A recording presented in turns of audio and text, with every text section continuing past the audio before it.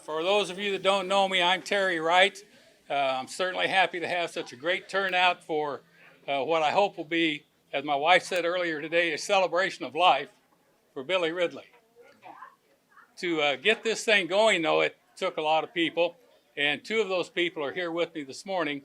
I got to give credit to Dick Deckard. He kind of planted the seed about this picture, and when he mentioned it to me, I thought, boy, what a great place to put that picture, except right here on the wall in Angelo's, where on any given Friday night, almost every basketball fan in the town comes through here. And of course, I've been doing it for probably 40 years, coming here after basketball games and what have you. But as soon as Dick mentioned that, I thought, boy, this is the place to do it. I went to John and J.I. and said, what do you think? And they said, we'll do this wall and it's yours. Little did they know when they took the other pictures down, they were going to have to spackle some holes and repaint that wall for us. Well, we certainly appreciate that John and J.I. did that for us. But I want you to give a big round of applause first to John and J.I. McDowell. You want to say anything? It's all yours, Terry. Okay, well, they're bashful. They don't want to say anything, but certainly without their help, we wouldn't have been able to do this. Another person I need to thank is down here at this end. I think he is. Adam, are you still down there? Or are you over here? Yeah, he's down there. He's down there, okay. Adam Vokes. For those of you that aren't aware, Adam has started a television. Well, Adam, what do you call your program at the school? Just Tommy TV, but where they have students that are actually learning the business of producing television programming. And two of his students went with us to help do the interview with Lou Henson earlier this year, and I certainly appreciate Adam's help in doing that. Plus, we took a trip up to West Dundee, Illinois. That was a 3.5-hour trip up, 3.5 hours back, and 2 hours sitting and talking with two of the nicest fellows I've met in years, and we'll get to them a little bit later. But I wanted to thank him. We need, of course, to thank a gentleman that is a great friend, not only of the high school through his support with scholarships, athletics, his support of the community with the hospital, the YMCA, the golf course, so many other things. And he's also providing our meal here today for us, and that's William Hopper. So please give Bill a big hand. He couldn't be here.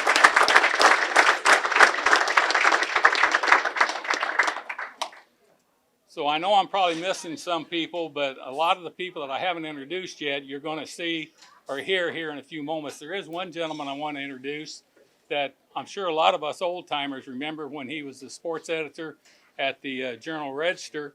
And my good friend Ron Spears has had this photograph framed and the clipping hanging for quite some time now. But Larry Harnley is here with us. Larry, where are you sitting?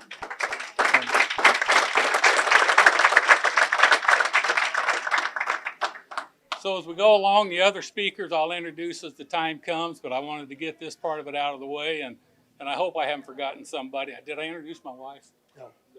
Well, I'd better introduce my wife. I do that a lot when I'm speaking. I forget to give her the credit. First of all, she has to be my chauffeur because I can't see to drive anymore, but she does a lot for me all the time, so thanks to my wife, Noma. Guys, thank you very much. John, J.I. If you need anything more, just get a hold of one of these fellas, okay? Except money. Except money, John says. You want advice on your golf game? He's the man to go to.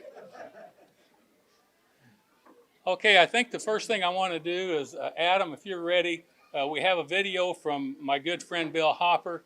He would love to have been here today, but he's down in Arizona. But he sent us a message, and I'd like to play that message for you now. I'd like to welcome everyone to Angelo's this afternoon to talk a little bit about the history of Taylorville basketball. Over the years, we've had some great players and great teams, but today we're here specifically to honor Bill Ridley, who was one of the greatest of them all. And thanks to Terry Wright and Adam Vokes, who have put this event together, we can have a lot of stories about Bill and reminisce. I was fortunate over the years to get to watch Bill in most of his high school games, and certainly many of those at Huff Gym in Champaign. He, without a doubt, was one of the finest players to ever lace up his Converse Chuck Taylor All-Star basketball shoes and wear the purple and gold of the Taylorville Tornadoes. One game I kind of remember was when Taylorville hosted the Quincy Blue Devils. And Coach Harry Combs from Illinois was in attendance at that game. He was a guest of Jim Fresinas, and he was basically here to recruit Bruce Brothers of the Blue Devils. Someone asked him about Ridley, and he said, "No, I think Bill is probably too small." After the game and after a wonderful performance by Bill, he said, "I want them both on the Illini," and they both went to Champaign, along with some other people that you're going to hear from today. But the JUDSON brothers from Hebron were two of the other players on that team, and George Bonsell, who you'll see later when they put his picture up on the wall with Bill dribbling between his legs. Bill was only 5'6"3/4, and according to the former owner of the Harlem Globetrotters, Manny Jackson, who was a great player from Edwardsville in Illinois, told me that his running mate, Governor Vaughn, said that if Bill had been 4 inches taller, he very well could have been the finest basketball player of all time. Again, thanks for being here today, and Adam and Terry, thanks for putting together a wonderful event.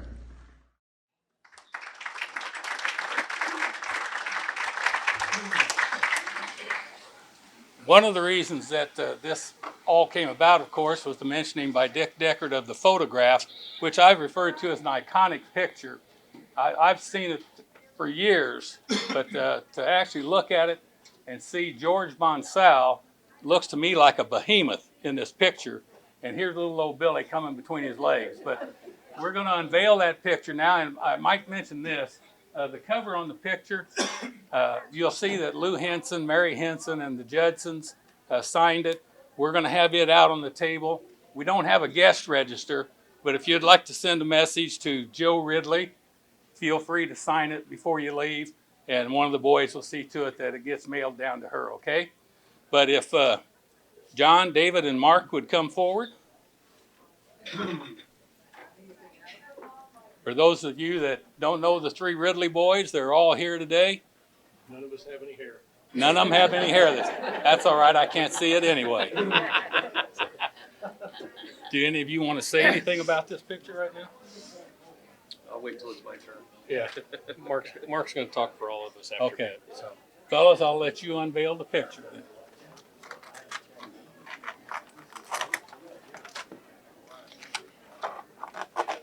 Then you can take that to your table if you want.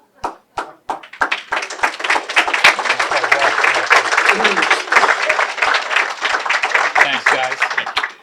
Thank you, Terry. Okay. Terry, thank you very much. You'll hear from at least one of them a little bit later. He says he's going to speak for all of them, but Yeah, one's enough.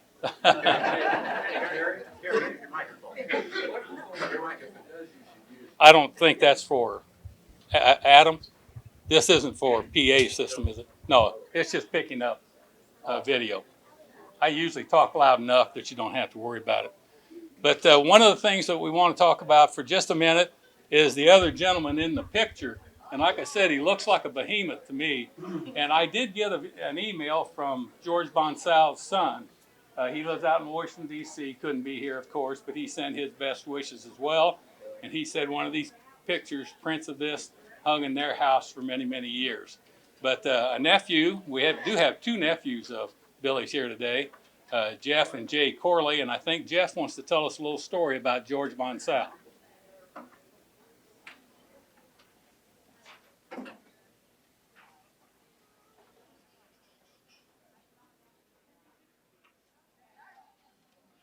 For all of you that have been here a while, I'm Joanne's son.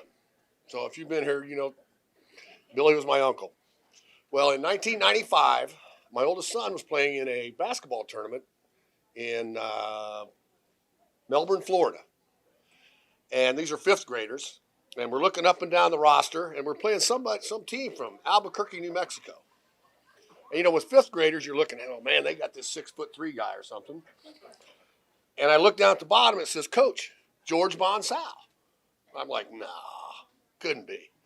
So I caught him at the end of the game at about half court, and I said, I think you know my uncle. He looks at me and goes, well, who's your uncle? I said, Billy Ridley. He goes, itty bitty Billy?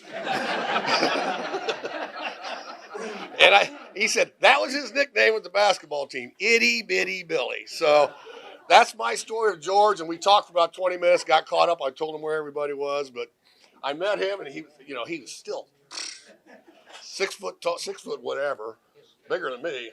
But when he looked at me and he said, itty bitty Billy, I thought that pretty much explains that picture right there. So that's my story. Thanks, everybody. I've heard of Bill referred to in many ways, diminutive and tiny and things, but itty bitty, that kind of takes the cake, I think. If you've noticed on the agenda that I had out on the tables and spread out to some of you if you wanted to follow along, I've kind of tried to put this in chronological order. And the next speaker is someone that has known Billy. Well, she'll tell you how long. I don't want to tell you that, but she'll tell you how long she's known him. And she's promised us she won't tell anything out of line, so you don't have to worry about that. But ROSSI Showalter has known Billy for a long time, and ROSSI would like the opportunity to talk to you and tell a little bit about Billy's past. So ROSSI Showalter.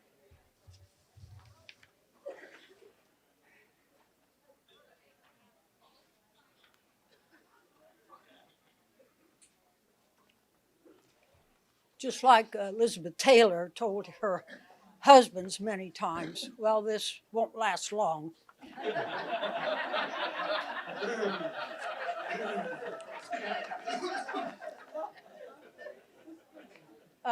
Terry, I want to thank you for this wonderful, wonderful occasion, and for the Angelos also for hosting it for us. And my congratulations goes to Jace Schneider, if he is in the crowd. Congratulations.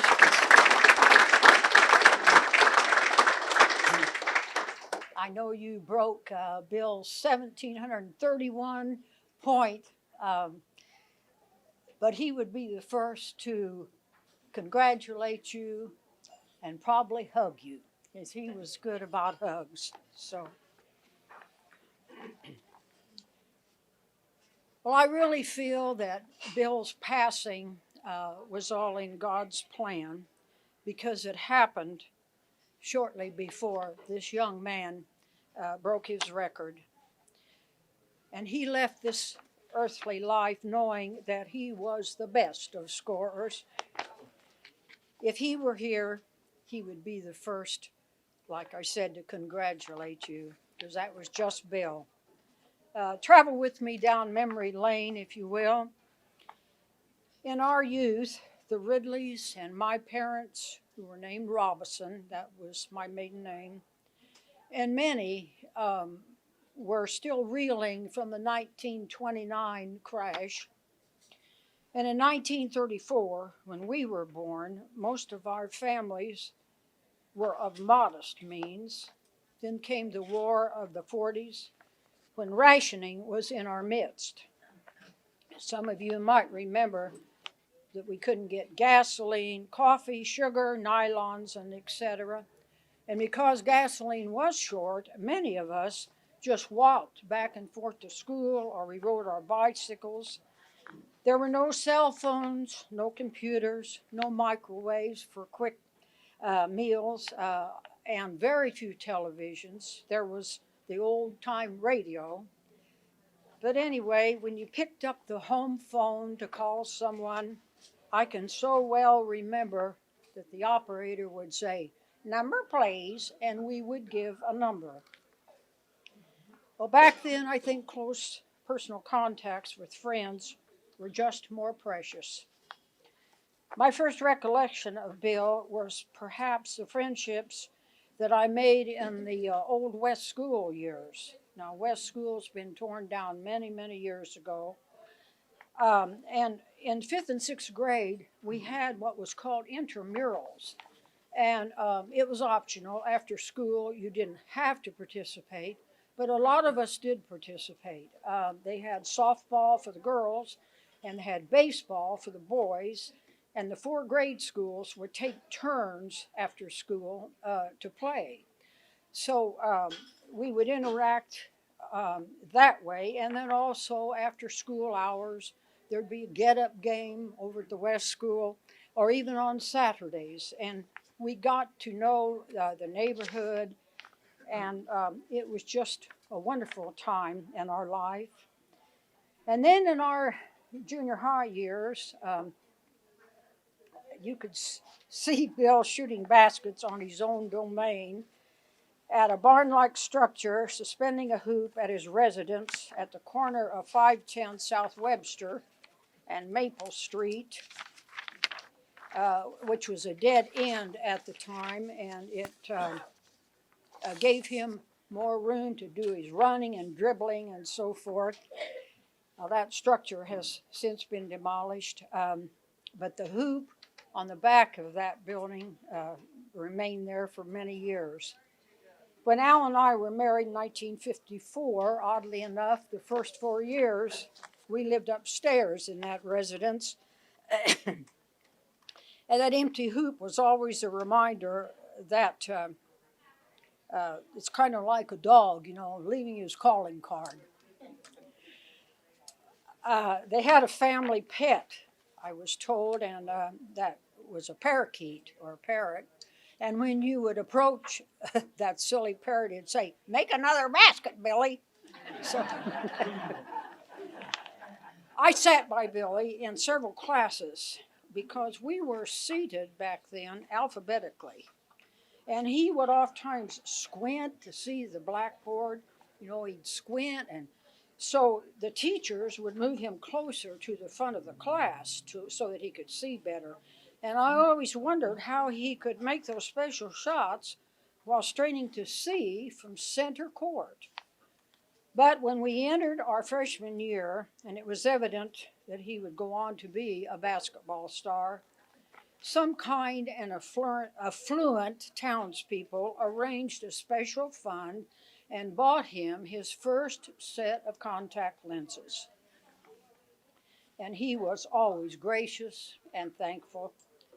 We always were the best of friends, and I think that was in part that we shared the same kind of humor. Sometimes in class he would scribble a note saying, "Hey, did you see that or her or him?" And he would always sign it Muscles. He called himself Muscles. That was his nickname, as if the teacher wouldn't know who Muscles were. But anyway, he would doodle a lot during class. You know, he'd be listening to the teacher, but I'd look over and he'd be doodling a lot on a piece of paper. And actually, he was a very pretty scribe. So this one funny classroom story will always remain in my mind.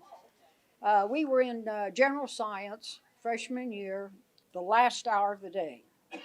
And Mr. Roy Webb was our teacher. He was a dear, dear man.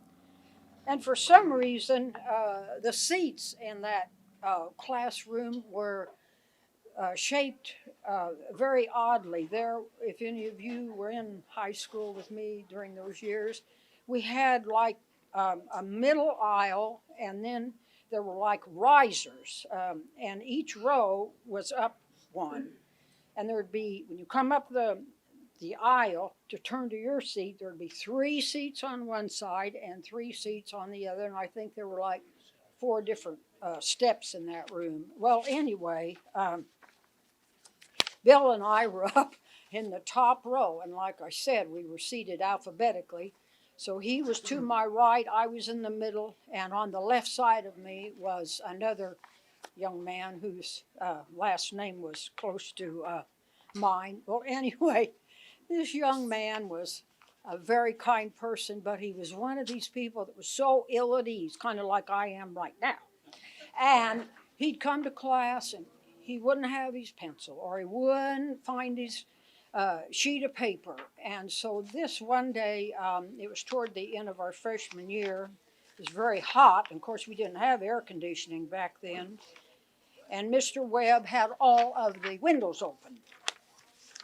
And So just as I was going up to my seat, Bill had already sat down, and I saw him reach over behind me, and you know he had those like retractable arms or overextended arms, and I saw him reach over, and this young man had put his book on the windowsill, and Bill reached over and he shoved that book out the window. Well, Mr. Webb started the class, and this young man raised his head and he said, "Mr. Webb," he said, "I don't have my science book today." And Mr. Webb said, "Well, I wonder where it is." And about that time, he looked out and he said, "Oh, there it is." And so Bill jumped up and he went over there surprised, you know, and he looked and he said, "Well, I'll be darned. I wonder how it got there."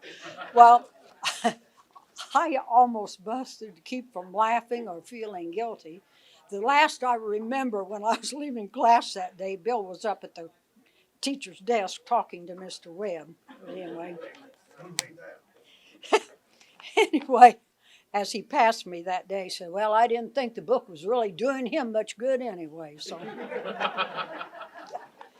our paths crossed many times in Taylorville, and even when he went on to better things. We built our first home next to his Aunt Louise and Uncle Francis Ridley, and Al and I lived there for 22 years. And so we had the chance to visit with him when he'd come back to visit his aunt and uncle. And while we lived there, we had our two sons, and Ridley was a special name in our household. We discussed a lot of things. And quite unexpectedly, sometimes he would pop in the door, you know, and he'd always say to me, "How the hell are you, Rossi?" And I'd say, "Oh, I'm fine, Bill." But anyway,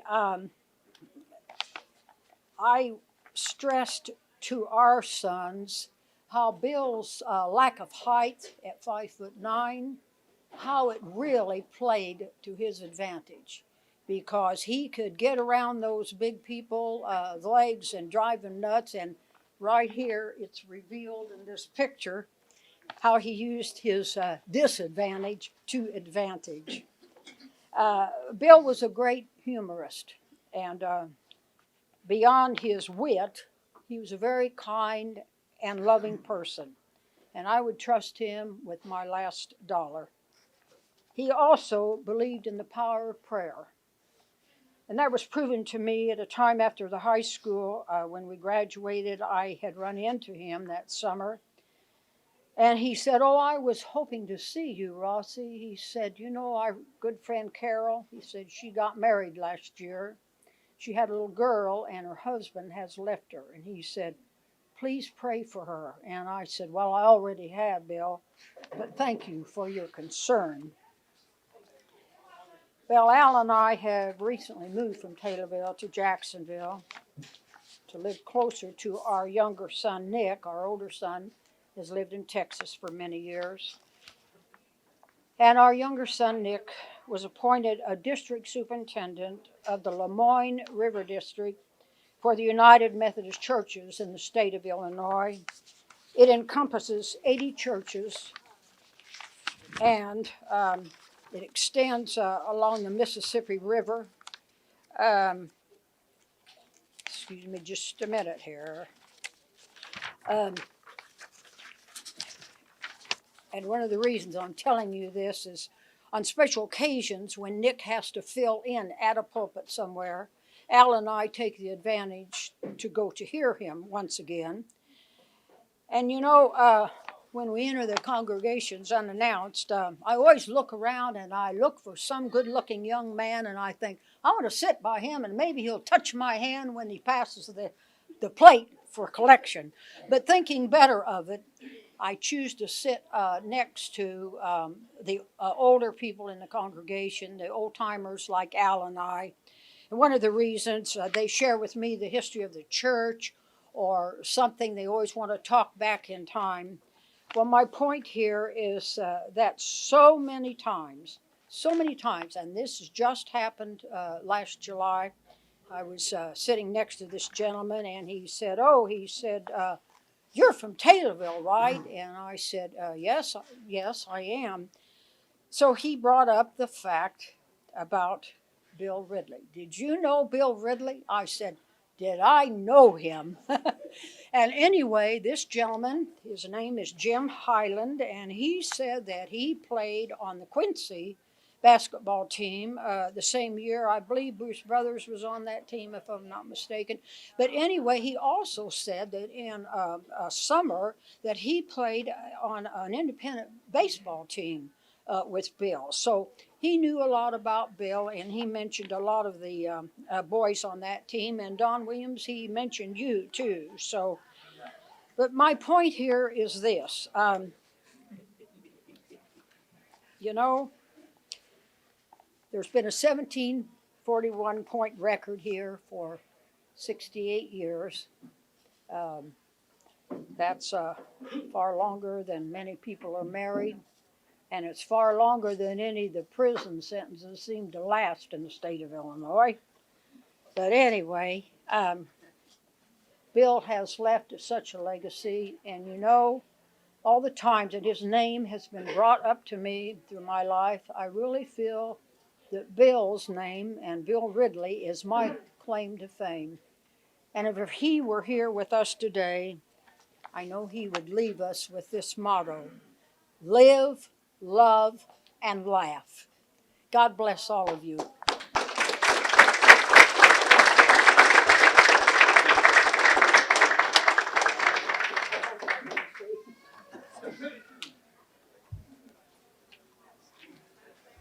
Well, I've known Rossi and Al for a number of years, and know her two sons, and CBS is the oldest son. She mentioned Nick, but CBS is what I always called him, Christian B. Showalter. He was a fine young man that helped at the radio station many years ago, and I was still broadcasting back then, and knew him and thought a lot of him.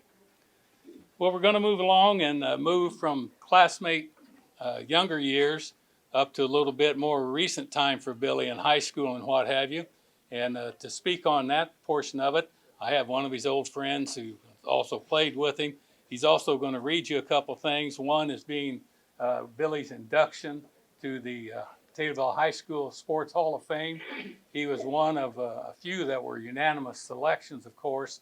This whole group here, the 1944 team was unanimous, along with Dolph Stanley, Billy Ridley, Willis Powell, were all there. So we're going to have these next speakers come up, and first I'm going to have Ronnie MIZER, who will tell us a little bit of his memories of Billy, and then read you a couple of introductions. Okay, Ronnie?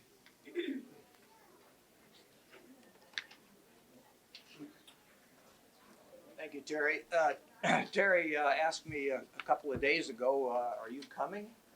And I said, "Well, yeah. You put my name down about a week ago." He says, "Well, I have a few things I need to have you do." And I said, "Like what?" And he said, "Well, I've got a couple of letters that need to be read, and I can't read this writing, so would you do that for me?" And I said, "Fine." And he said, "If you had a couple of stories to say, that would be nice too." So I'll read these first. This first one is from Jim Wright, who was a senior when Bill was a sophomore. It says, "Taylorville has a history of great basketball teams and outstanding players. Bill Ridley is certainly one of the great players. Bill was a sophomore and I was a senior on the Fighting Illini basketball team. He was an outstanding shooter, passer, great team player, and Illini fan favorite. His speed and quickness gave him an advantage over most players and was a factor in his scoring and defensive skills. We all know him as a player, but in addition, he was equally an outstanding person. He was humble and funny, but a vocal team leader who was respected by his coaches and teammates. Taylorville can be very proud of Bill Ridley, and he is remembered along with past Taylorville and Fighting Illini here." The second one is about Hall of Fame. Tonight, we want to introduce and honor one of Taylorville High School's greatest basketball players in recognition of his recent induction into the Illinois High School Basketball Hall of Fame. Bill Ridley started at guard for the Tornadoes from 1949 to 1952, leading them to Champaign and an Elite Eight finish his senior year. He established school records in scoring with a high single game of 37 points, and he scored 30 or more 7 times in his career. His 4-season total mark of 1,731 points has not been approached in 67 years. I think this is the 68th year. During his career at Taylorville, he was a 3-year selection to the Mid-State Conference All-Conference team. He received honorable mention All-State honors as a sophomore, second-team All-State junior, and led the 1952 All-State team his senior year. He was tabbed by many sports writers his senior year as Mr. Basketball. He was also selected captain of the North High School All-Star team that played in Murray, Kentucky. In 1953, Ridley enrolled at the University of Illinois, where he played guard for the Fighting Illini from 1954 to 1956. He was selected as a Little All-American in 55 and 56. He won the Ralph Wood Free Throw Award at Illinois and was selected to the AP All-American Third Team, the Collier All-American Third Team, and the Big Ten Conference First Team. He was introduced into the Taylorville Sports Hall of Fame in its inauguration class in 1995. University of Illinois head coach, pound for pound, Bill Ridley is the best basketball player in the country, which is saying a lot. I think that's something. Now, my story starts back when I was in grade school, and my dad said, Ron, we're going to go to the basketball game tonight. And I said, oh, good. And he said, well, we're going to see Bill Ridley play. And I said, who's Bill Ridley? I didn't know who Bill Ridley was. And so I went out and I said, well, which one of them out there is Bill Ridley? Well, after the game started, it didn't take me very long. I knew who Bill Ridley was. And he was making all those shots. And then, of course, then he became my child. This is the who I emulated. I tried to shoot those two, and I'm about the same height as Bill. And so I had to shoot those two-handed set shots, and that's what I tried to do most of the time. Well, anyway, my junior year at the Christmas break, Bill came down. He was a senior at Illinois, and he brought Don Ohl from Edwardsville down. He was a sophomore. And Al Sherline decided that we needed to scrimmage. We were going to be playing in a Wood River tournament, and we needed to work on the zone defense. So here we are in the zone defense, the first team. I'm on the second team. And he's got Mike Reitnauer on the point, and he's got Bob Frasino on one side, and Larry Frederick under the basket, and Floyd Huffines and Daryl Mammon. They're all out there. And so they're in their little zone all set. Now I'm out in point guard, and I get the basketball, and I throw it over to Bill. Well, Bill just takes a two-handed set shot, nothing but net. Threw the ball back to me. I threw it over to Bill again. Two-handed set shot, nothing but net. Well, he made 5 in a row. Al Sherline comes down out of the stands. He says, Bob Frasina, he says, well, if he's shooting from out there, you got to go out and guard him. So he came out to guard him. So then I throw it over the other side. It goes over to Don Ohl. He makes 5 straight jump shots, and Sherline says, I think we need to work on something else. This isn't working very good. Now the reason we were working on this is because we were going to play in the Wood River tournament down in St. Louis, and I don't remember about the tournament so much, but I remember that Al Sherline took us into Musial and Biggie's restaurant, and Stan Musial was there and signed, a picture for each one of us and shook hands, and I thought that was pretty nice of Al Sherline. I did go down with my wife, Howdy Humphrey and Jim got a group together in a bus, and we went down to the Liberty Bowl down in Memphis, and that was a rather interesting trip. And I know that we were on the bus with them, and I think after Illinois scored their 3rd touchdown that was called back, my wife looked at me and she says, Ron, you don't think they're going to let Bear Bryant lose his last football game because we were playing Alabama. So anyway, but the other things we've had to do with golf, and as you saw, Bill Hopper, I played golf up there with him quite a few times. But anyway, those are the things that I remember about Bill.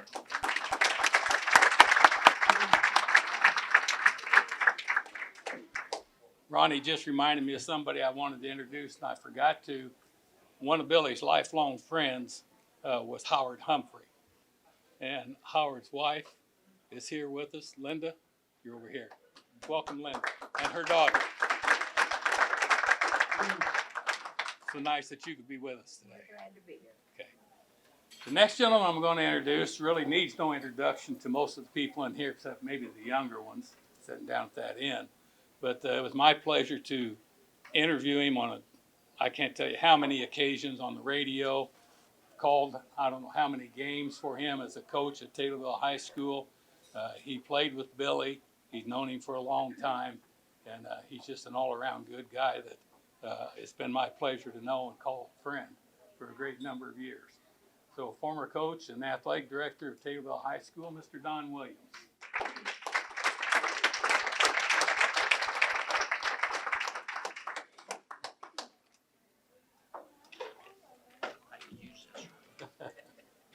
He said he could use that walker. Certainly, like everyone else, very happy to be here. My job right at the moment is to read a letter from one of Billy's teammates, Ron Viskoski, who went on to be a Hall of Famer down at Centenary College in Shreveport, Louisiana. So I'll read the letter that Ronnie sent. Said, I had the good fortune to play alongside Bill Ridley on a number of teams in Taylorville. We were teammates on the Dapper Demons, the VFW junior softball team that won the state championship, the Peabody Coles and the Taylorville Merchants semi-pro baseball teams, and the Taylorville Tornadoes baseball and basketball teams. Bill Muscles was a great competitor, a wonderful teammate, and a good friend. We were both guards on the basketball team, and I played third while he played shortstop on the baseball team. In basketball, we got a close look at the other's tendencies. I knew that I always had to be alert for the unorthodox pass from him, or as he called it, one of his fancy passes. I was fortunate to be the recipient of many of those fancy passes. Bill also had a variety of shots. The good thing was he could make most of them. He was a super player, teammate, and friend, but more importantly, he was a super person. Bill will be greatly missed by his friends and teammates, and I'm proud to be part of this ceremony in his honor. He richly deserves it. That's from Ronnie Viskoski.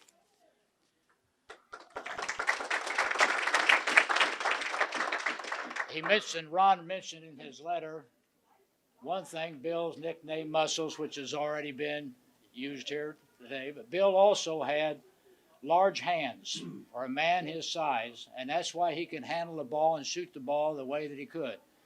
Back for us older folks, if you wanted to see someone play that way, you had to wait for the Harlem Globetrotters to come around because it wasn't done at all. But Bill was a very good teammate, a very good player, and as Ronnie also said in his letter, 4 out of the 5 starters on that 52 basketball team were also the infielders on the softball and baseball teams around town. So I think that's why we had a very good cohesiveness as far as that goes. Quickly, and I'll make this as short as I can, Billy was a good friend, a good teammate, and a team leader. He was always able to get across, and I should say another thing too, he was a coach on the floor. He was able to exhort you to do things without ever using the pronoun I. It was always we. And that's the thing that I remember most about him. He could get on you, and all of a sudden, you didn't know that he had done it. He had that tendency. And as a result of his experience at the University of Illinois and being named to the third team All-American team, I think that was a great testimonial to his ability, but also a better testimonial to his character. Thank you.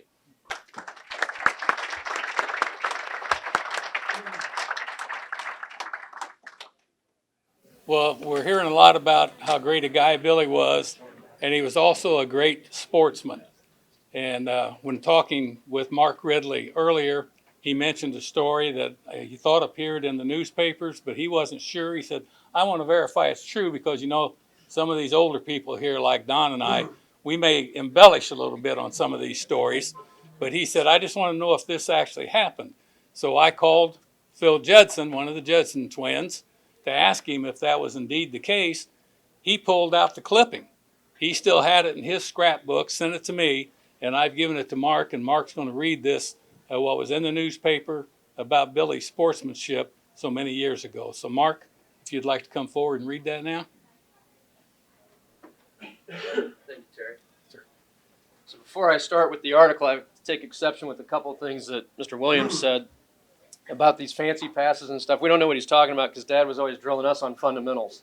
So he taught us a little differently than maybe a do as I say, not as I did kind of thing. But those are great stories. Everybody, Rossi, everybody, great stories to hear today. This is so special. And my brothers and I, our family, we really appreciate this. Words can't express. And I'll get into that a little bit in a few minutes. But let's start with one more exception, Mr. Williams. You said he could get on you without you noticing it. We also beg to differ about that. We noticed. But you guys deserved it. You're right. Very true. Very true. So I'm not going to read the whole article, but I am going to tell you the story. And this was my favorite story. There's a lot of them, but this was my favorite story about Dad's playing days. And it was an Iowa game his junior year, and Iowa and Illinois was the big rivalry back then. And it was pretty heated. And so I'll read part of the clips from the story. But Jim Wright, the referee that night, is who made this so known. And so it says here, the story was provided by Jim Wright, the rotund referee who labeled an act by Billy, tiny little guard, as the finest sportsmanship I've ever encountered as an official. And that's a quote. So it was a situation where Deacon Davis from Freeport, Illinois, who'd gone to Iowa, got into a little bit of a tussle with Hyle Stout, and Hyles got called for a foul, and Deacon had shoved him in the chest as part of the play, and then got called for a foul. So it says, Monday it was Davis again with Hyle Stout as his adversary. Tempers broke loose during a particularly rugged rebound session with Stout and Davis facing off. And Deacon, who has not endeared himself to Illinois fans by his attitude, had given Hyles a hand on the chest shove. A foul had been called on Stout, now another on Davis. Stout tried his free throw first and missed. Davis lined up for his, and the incensed spectators let loose a blast. Official Enright walked over, took the ball, and indicated Illinois had asked for a timeout. Again, Davis tried and missed after the timeout. And again, Enright said a timeout had been asked, so the miss did not count. The Iowa senior then made his bonus throw, which he would not have had coming ordinarily. So they gave him another shot at it. Know what happened? Enright exclaimed after the game. Ridley came to me and deliberately called both timeouts. Now what it doesn't say in here is that on the second one, the official looked at Dad and said, Bill, that one's on me. They didn't charge Illinois for the second timeout. It was one of the finest things I've ever seen a player do, especially under the circumstances. This is something I would like to see publicized. The game could use some of this kind of publicity instead of the other kind all the time. Enright's story recalled a remark made on the way home from the heartbreaking Minnesota defeat a week ago Saturday. During the late stages of that overtime thriller, the Gopher fans had given all Illinois free throwers a tough time. I hope an Illinois crowd never acts like that, Ridley declared. So then that's what happened at Iowa. What it also doesn't say, because it happened after the story was published, Dad got a letter from Mr. Enright a few weeks later that said, Bill, that was the finest display of sportsmanship I've ever seen in all my years in sports. I'd be honored to host you at a Cub game anytime you want to come up. He was the PA announcer for the Cubs, as well as being an official. Of course, Dad never went because he's a Cardinal fan. Good boy. And we don't have the letter. I'm a Cub fan, by the way, just for the record.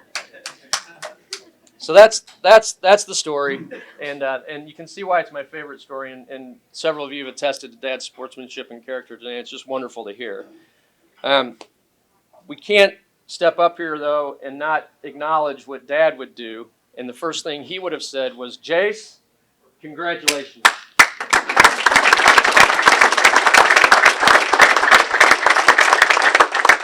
He would have been very proud of you. As my brother Dave said when we watched you play that game, he plays the game the right way. And that's what Dad would have said too. I also witnessed, I went to a couple games that Jace played. I was in Muhammad as well. And I noticed him pick an opponent up off the floor. So that display of sportsmanship is in Jace's game too. And Dad would be very proud to have you carry on that tradition. He would also give you a warning. This is going to happen a lot. You're going to get called back again and again and again as the record holder. Enjoy it. So we also can't let this go without thanking Terry and Noma Wright for putting this on today. And we got you something to show our gratitude. And like I said, words can't really express how we feel. This helps a little bit, I guess, but it's just a big deal for us, Terry. So Thank you, Mark. we'd like you guys to open that. And Noma, where are you? You want to come open it for me? Well, this is totally unexpected and certainly wasn't necessary. we thought it was. What am I doing here, just tearing it out? Yeah, just there. Sorry, we didn't have red wrapping paper, or orange wrapping paper, or purple. Well, you know, when I was deciding what to wear today, I looked in my closet and I had a lot of orange and I had a little bit of purple, and I thought, well, you know, this is Taylorville, and I went with the purple, but I noticed we've got a lot of orange and blue in the audience too. We got it covered, Terry. And those are the what's his name shoes too. They're aren't Chuck they? Taylor's Chuck too. Taylor's, yeah. Here you go. I'll hold it up for you. There you go, thank you. Terrific.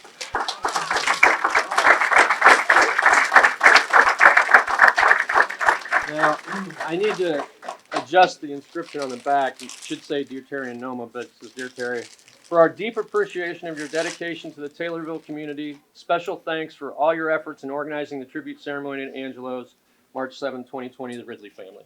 Thank you. Thank you.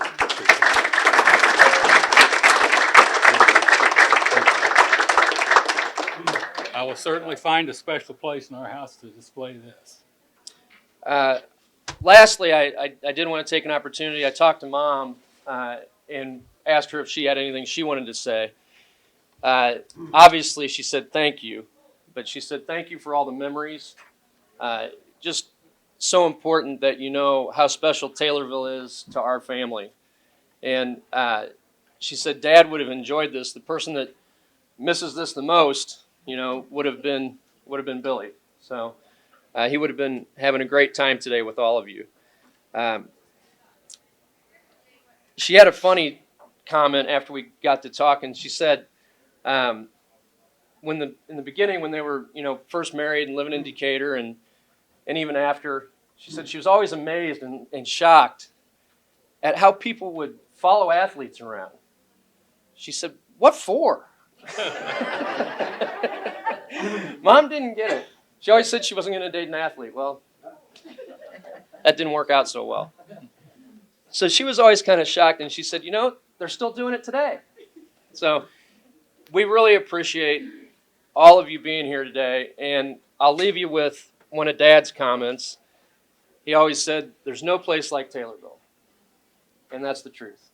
Thank you for letting us be here in the center of the universe today to share this with you.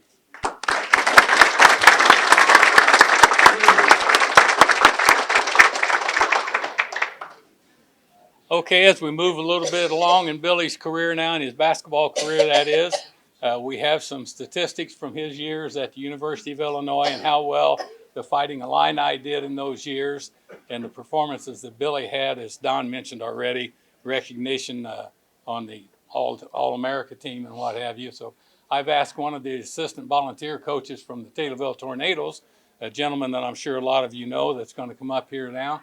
And Mike HAVERA is going to share that information with us. Mike?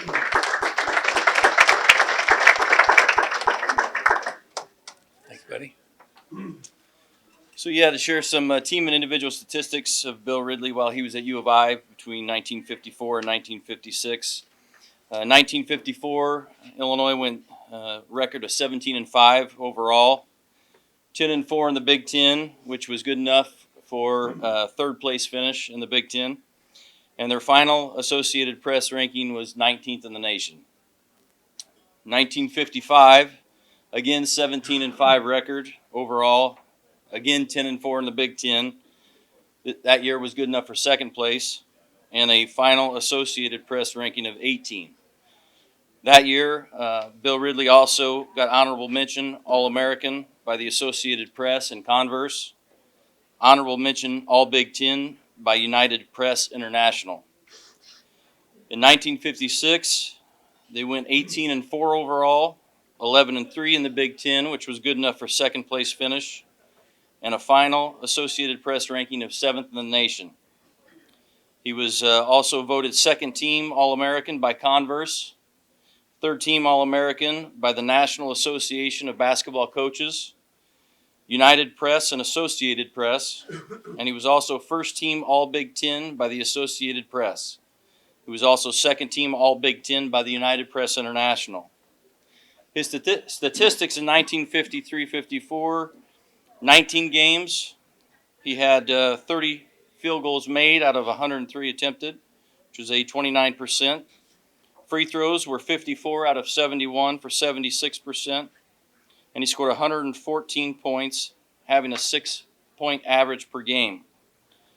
In the 54-55 season, played 22 games, made 123 field goals out of 330 attempted, which was a 37%. Free throws, he made 88 out of 124, which was good for 71%.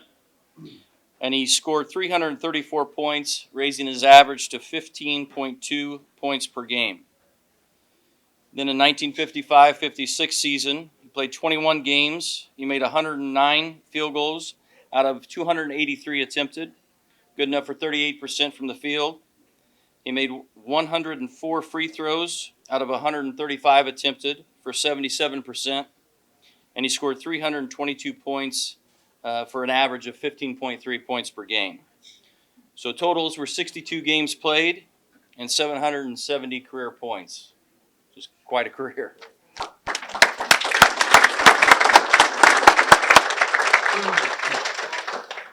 Thanks, Mike. As a lot of you know, I'm the old voice of the Taylorville Tornadoes, and I got to do some great interviews over the years. They talk about being Cub and Cardinal fans. Well, I happen to grow up a Dodger fan. But during my career, I got to interview Walter Alston, who some of you may remember, Tommy Lasorda, Don Drysdale, and those were very important to me. But just recently, I got to interview two men that I had heard their name for years and years associated with Illinois basketball. You always heard about the JUDSON twins. They were always talked about as the twins. And just to give you a brief history of those two fellas, they played for Hebron, Illinois. And anybody that's familiar with Illinois basketball, this is back in the days of when we had district teams. You had to win a district tournament to advance to the regional tournament. They were the only district team to ever win the state high school basketball tournament. They were the smallest team by town population, 650, and only 95 students in the school. And they won the state championship. The JUDSON boys went on to go to Illinois and play with Billy Ridley. And I was just thrilled to death to get to interview them for a few minutes. So I want to share that with all of you now as we talk about the days of Hebron and the days at Illinois with Billy Ridley. Adam, if you would, please. First thing I'd like to do is welcome two icons of Illinois high school basketball to Taylorville once again. I understand that you were there a couple times many years ago with the man that we're here to pay tribute to today, Billy Ridley. But I have with us today two heroes of Illinois basketball at the U of I, plus the state of Illinois basketball at Hebron, winners of the state championship in 1952. We have Phil Judson and his twin brother Paul Judson, who together teamed up to lead their team to the state, and were great teammates with Billy Ridley. So on behalf of everyone here today and all the fans in Taylorville, we welcome you to Taylorville and to be a part of our celebration today. Well, we're certainly glad to be able to say something good about Billy, because he's a good person. And we've been down to Taylorville, like you mentioned, 2 times. The first time when we were freshmen at Champaign going to summer school, Billy said, hey, I got to get you guys down to Taylorville. So I'll show you the gym, and so on and so forth. And his sister Joe was down there at that time, and he said, I want you to meet my mom and dad. So we went down there. And the other time, Paul, we went down there to play the Harlem Globetrotters. not the Harlem Globetrotters, but we played Magicians. Harlem Magicians. the Goose Tatum Magicians. Oh, with Goose Yeah. Tatum? Really? No, Goose Tatum Clowns and Marcus Haynes Magicians is one other time we went down to play. Yeah. Yeah, I had Marcus Haynes there one time for a benefit game, and Billy came back as just a past player of Taylorville, beyond his playing days then, and he brought Willis Powell. Now, I know you fellows wouldn't know Willis Powell, but he was a 1940 graduate of Taylorville, and he played for the Harlem Globetrotters, and he and Billy became good friends later on in life, but that's another story for another time. But Yeah. your days at Illinois, we'll talk about that first. I know the story behind recruiting Billy Ridley. He was actually being watched when Coach Combs was in Taylorville to see Bruce Brothers, and he thought so much of Billy that he then decided to bring him along. But how about you guys? What was your recruiting process like going to Illinois? Well, I'll tell you, I want to preface this by saying it's really great to be asked to be part of Bill's recognition Well, thank you. in Taylorville. It's really, we've known Bill for 4 years, and then afterwards we played with him in the service, and he was really quite a guy. And I was fortunate to play with him as a regular, and our senior year he was a regular with me as a guard. And my first recollection of seeing him is when Hebron went down to the state tournament, and our coach had us practice over at Champaign High School as a warm-up and so forth, and Taylorville was there also. And Bill had his picture taken with our big 6'10" center. Billy was on the stage, and Bill was on the floor, and that made quite a picture. And I'll bet. I remember shaking Bill's hand. I really didn't know who he was at the time, but that's my first recollection of him. And then, of course, you ended up playing with him at U of I. Yeah. Well, you asked about how we got to Illinois. Bradley recruited Paul and I. Michigan State recruited Paul and I. And Dolph Stanley, who coached at Taylorville, he's come and watched Hebron play quite a few times, and he certainly wanted us to go to Beloit. But all along, we wanted to go to Illinois, and that's where we went. I see. Yeah, you bring up Dolph Stanley. That's another legend of the legacy of Taylorville basketball, of course, and then going on to Beloit. He was quite a coach, one of the winningest high school basketball coaches in state history. But talking about winning, we've got our 44 team that was 45-0 and won the state championship. And you fellas teamed up at Hebron to go 35-1, I believe it was, Yes. and win the state championship. That's just a phenomenal record. And you told me the size of your town was very small. There was 650 people. We had 99 kids in high school, or 97, it gets mixed up sometimes. Yeah. 25 of them were boys, and 15 were out for basketball, but there was only 5 on the varsity. Well, we wanted to warm up on the floor before they played Waukegan, Oak Park, or Danville. It didn't matter. They were up warming up. Well, there's no need for us to go up and warm up because it doesn't take us long to warm up. So they're up warming up, and people were wondering where Hebron was. They didn't know whether we came to town or not. But that's what we did. We waited, and then we went up with 5 guys. We made a few layups, shot a few shots, made some free throws, and we were ready to play basketball. What happened if you had anybody get in foul trouble? See, our subs were from the first group that played, this freshman, sophomore, and in those years, juniors too. So they had 10 kids, we had the 5. Yeah. Back then, they let the team that played first sub for the other team. Yeah. Sometimes they played more than we did, and we didn't like that.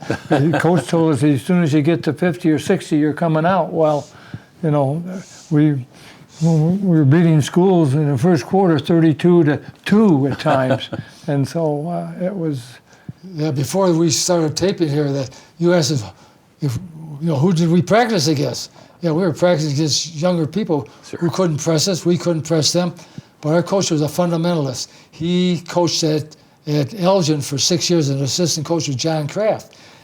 In those 6 years, 3 years, they went to the state tournament. And who did Taylorville beat in 1944? Elgin. Right. And he was sitting on the bench. So he came from Elgin to Hebron, and he was loaded with a lot of knowledge. And we give him a lot of credit for what he did with us.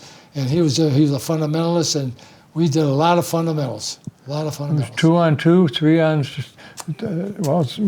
We brought a kid up from the other group made it 6 Yeah. to play a little bit more. But it was probably, as a lot of coaches would know, it's pretty tough to have a practice with only 5 guys. Yeah. But he did it. If I was guarding you, first of all, I wouldn't want you to make a basket. And then next time I won't want you to even get a shot. The next time I'm not even going to let you get the ball. And so we didn't have anybody that we could really push it, but we amongst ourselves, between ourselves. It made it fun for us, and it made, we really worked practicing that way. Otherwise, we didn't have any, competition. The freshmen, sophomores couldn't press us. We could throw the ball to Bill, 6'10", one by him, and he'd just give it to you. And I think that's one of the biggest things that we had to accomplish, playing practice with only 5 guys. We had Bill Schultz, who was 6'10" and a half, and we played Oak Park that year. We went to the state tournament the year before, and they had 3 players back. And one of the players back was Jim Duncan, who also was 6'10" and a half. And we couldn't play at Oak Park High School. There wasn't room enough for all the people. They played at someplace, and the place, they couldn't get enough people in. But back in 1952, 2 ball players in high school, 6'10" and a half, competing against each other. That was amazing. It was amazing. Jim Duncan scored 15, Bill scored 11. We beat them by 8 points. They were rated 8th at that time, and we were rated number 1 at that time. When the season started, you want to talk to them when the season started about rating? Well, yeah, we were ranked number 8 at the beginning of the year, and then when we went down to the Kankakee tournament at Christmas time, we were ranked 4th, behind Danville, who was ranked 3rd. And that was one of the bigger tournaments in the state, along with down the Centralia tournament. Sure. And we played Danville in the finals, and we beat them by 13 or 15 points. 13 points. And the next week we were number 1. I'll be darned. Yeah. Well, then, of course, you move on to the University of Illinois. You had some great experiences there. You had some excellent teams.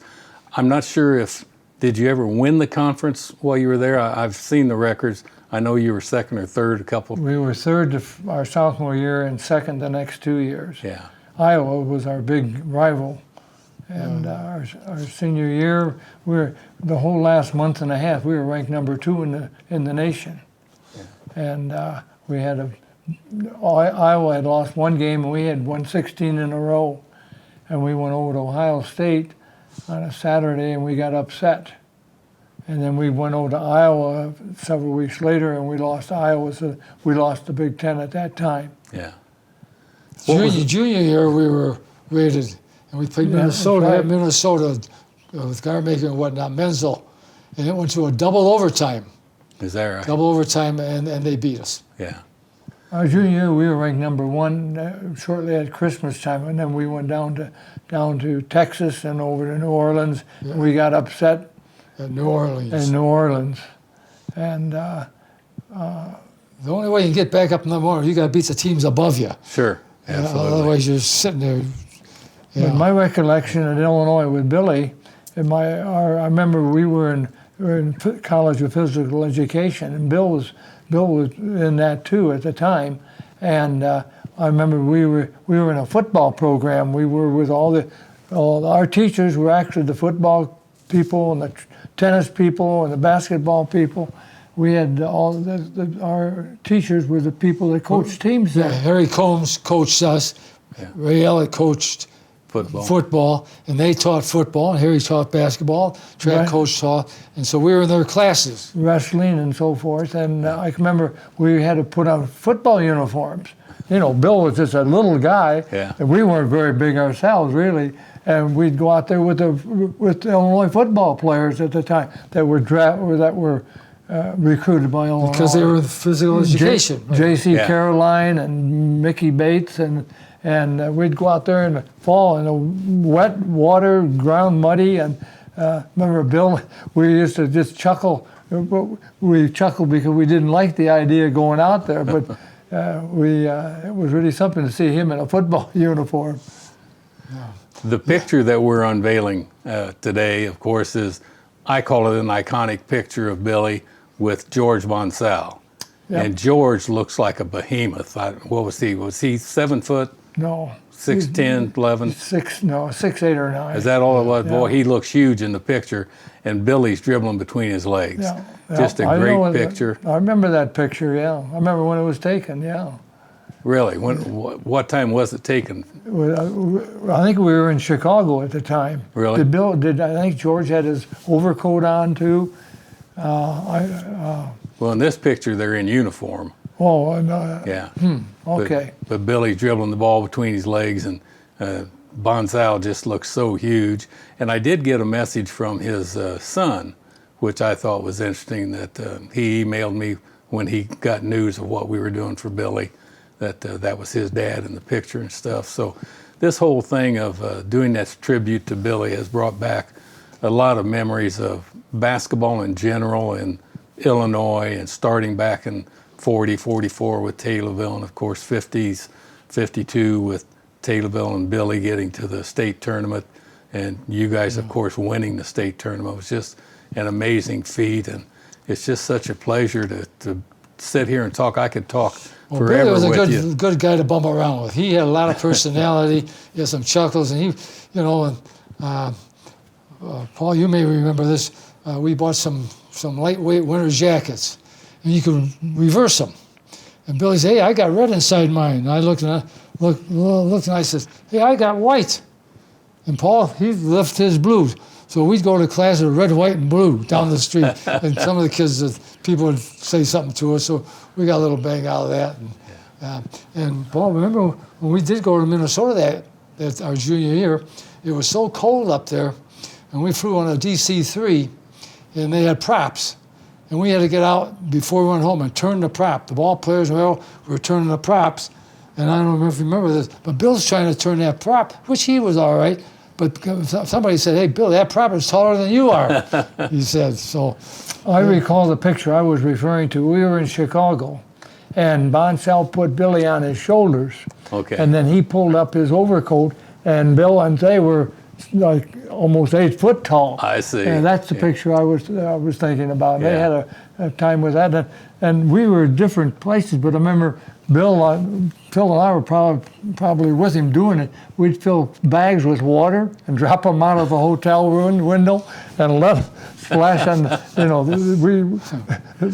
So we had kind of a rascal type of time. Well, with you're him. probably not surprising anybody in Taylorville with stories like that about Billy, because he was pretty well known around Taylorville. we played a lot of penny poker on the trains going to Ohio State and whatnot. Yeah. Played a lot of penny poker with Bruce and Hyle Stout and Billy and Paul and I and Harv Schmidt. Harv Schmidt, and yeah. And of course, we played with him when we played against the Harlem Clowns, Yeah. Marcus Haynes, and the Magicians of Goose Tatum. We played with them, and they always, because Billy was small and light, they'd always put him up on their shoulders and whatnot. And Billy had a big smile all the time up there. And he had a Studebaker. He bought a Studebaker. Do you know he owned a Studebaker? And that was it was called a Silver Ghost or something. He was really proud of that. He had it down in Service. He had it down there. Is that right? Yeah. Yeah, it was Billy and Joe both lived in this trailer court where Leslie and I lived. So we bummed around a little bit with them. They're there too. Well, you mentioned Joe, and we're going to see to it that she gets access to this video. Is there anything you'd like to say to Joe? Well, yeah, we sure wish her all kinds of good luck and best wishes. And it was nice that she and Billy would spend part of their time in service with us, and we were hope that things go well for her. I had the pleasure of staying with Bill and Joe about 5 years ago. Time goes by quick, I know. It might have been 6 or it might have been 4. But myself and a friend stayed with them about 4 or 5 days at their home in Springfield. And we had a whale of a time. Bill and I they'd go to bed and we were still talking about basketball, you know, and the things that we went through at Illinois with them. I remember our senior year, Billy and I would go on a fast break where we'd pass the ball back and forth. And he ended up calling it the ping pong. Let's get a ping pong, Paul. Yeah. That's a fast break ping pong. And I've had people, since I've been up here in Dundee, they said, hey, we remember you and Bill. That was really quite a fast break that you guys ran. And one of our goals was always to try to get one a game, because it was a kind of a thrilling thing to do. We'd maybe get two. I'll bet it was. Well, there's going to be a lot of people watching this today that remember you guys and your days at not only Hebron, but at the University of Illinois. And Always enjoyed watching Billy shoot because he kind of flicked the ball up there where we kind of shot. I always had an image of him kind of flipping the ball, and he'd shoot 30-foot shots like they do today. Yeah. We were doing that back then in the 50s. Back then it was called a long shot. Somebody made a long shot. right. That was a three-pointer. But Billy would have made a lot of them if he'd played today. I don't know if either one of you are aware or not that Billy had the career scoring record at Taylorville since 1952 to this year. So he had it for 68 years. And a young man who's present today at our tribute to Billy set the new record, just surpassed Billy's career scoring That doesn't mark. surprise me that he'd have a record. Yeah, 68 years it stood though. So. He was the first player I've seen, you know, when we played, we drilled behind our back between our leg. We're showing off. We're back. But he comes and he starts doing it. What's going on? But he's not showing off. That's the way he played basketball. Yeah. Yeah, he really was talented in that way. He could stall by dribbling, and give him the ball, and he could knock some minutes off that clock. We didn't have to use it very often, but he could do that. Well, that's what Marcus Haynes I always heard was good for, was he could dribble the ball away and nobody could catch him or keep up to him. So. Yep, that's right. That's true. Yeah. Uh-huh. Well, guys, it's been our pleasure, a special pleasure to me, hearing about the Judson twins almost all my life and getting to talk to you. And I could tell from the two of you that you love to talk basketball. I love to listen to it. And we could probably go on for hours on end about it. But sometime we'll have to get together over a glass of wine and sounds good. just talk about old times. But fellas, any final comments you want to make to our viewers? Well, Phil and I both believe athletics really helped us in our long-time journey of being coaches and teachers. And if these kids today could decide to go along those lines, they'd find that life as a coach and a teacher is really great. And I'm so thankful that we had that opportunity. Yeah, it was nice that Taylorville would drive all the way up here to Dundee to take a look at us. We appreciate that, and we wish your program honoring Billy goes very well, and God bless. Thank you both very much.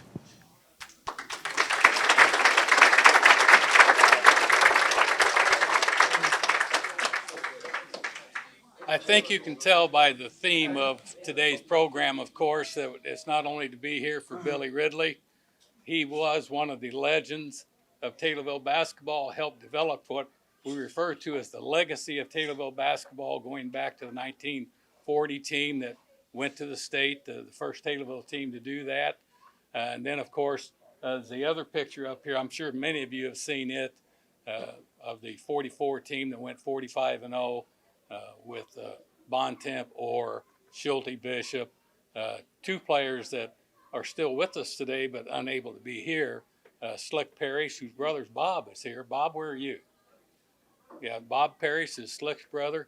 There's only two people in Taylorville I know that you don't know their first names. If I said I want to introduce you to Eugene and to Harold, you wouldn't know who they were. But if I said I want you to meet Sonny or Slick, you would know who it is. Sonny Bertucci and Slick Parrish. But Slick and Bob Slayball were members of that team. And they're both still in Taylorville today, but that's a great picture. And I saw a picture very similar to that hanging on the wall of the Paul Judson. We were at his house, but in that picture, there's only 5 players. And it was just amazing to think that those 5 were the ones that had to carry him through to the state tournament. But getting back to the legacy of Taylorville basketball, we hope that some of this rubs off on the young people that are here today. And one of the people that has contributed to that legacy, he's a legend in his own mind, and he's going to come up here and talk to us. I shouldn't say that about Chuck. Talking about Ron? You talking about Ron? Yeah, Chuck is a great guy. Was an outstanding player at Taylorville, and he's a real historian of Taylorville, not only in basketball but in other aspects as well. But please welcome Chuck Martin. Thank you. Thank you very much, Terry. Boy, that's a tough act to follow, the Judson twins. Gee Louise. I have a letter that I have been asked to read from Kevin Bontemps, who is Ron Bontemps' son. And Kevin was a fine player himself at Morton High School, and then after Morton High School at the University of Illinois also. I was fortunate to have refereed some of Kevin's games. I was a member of the Peoria Officials Association at the time, Morton 17 miles away, and I always liked going to Morton or having Kevin participate in a game that I played in because he's a class individual. And unfortunately, he couldn't be here today, but here's his letter.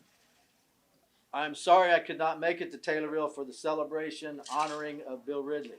With my dad, Ron Bontemps, being a part of the undefeated 1944 state championship team that went 45-0, I grew up hearing amazing stories about Taylorville Tornado basketball. When I was little, Dad and I would come to Taylorville to visit my grandparents, and almost every trip we would swing by the high school, and Dad would tell my brother and I another story of the good old days.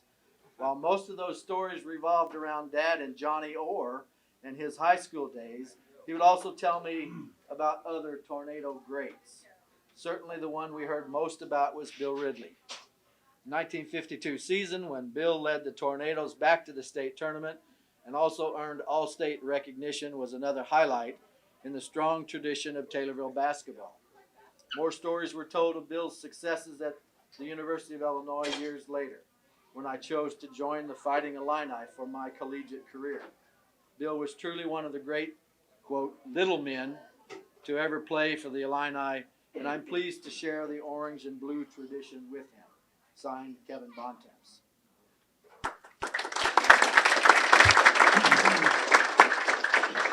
Now, I'm always eager to speak. Right, Ron? My notes are purple and gold. Beat that, somebody. Here it is. It tells me what to do. I got to thank Terry first, and he deserves it, and his wife. This is a great celebration, a great event, and the hard work, the time and effort, you need a strong round of applause, Terry. Nice job. Very good. Now I look around the room and I see we've got some age on us. And that's the way it is. And the lady said his motto was to live, love, and laugh. So let's see if we can do a laugh. I reminded myself coming in here, I said, I bought a farm west of town. I'm back in town. Been gone a long time. And I remember a story about an old farmer, and some of you have heard this. Well, he was 90 years old, and he's taking a walk on his back part of his property. Realizes life has passed him by, but doggone it, he's still pretty spry. So he looks down at the edge of the pond, and there's a frog. And the frog says to the old man, the frog says, hey, kiss me, and I'll turn into a beautiful princess and make passionate love with you every night. Nobody's watching. The farmer reaches down, picks up the frog, and puts it in his shirt pocket. The frog screams, hey, are you deaf? What's wrong with you? I said, if you kiss me, I'll turn into a beautiful princess, make passionate love with you every night. The old man said, yeah, I know, I heard you. But you know what? At my age, I'd just rather have a talking frog.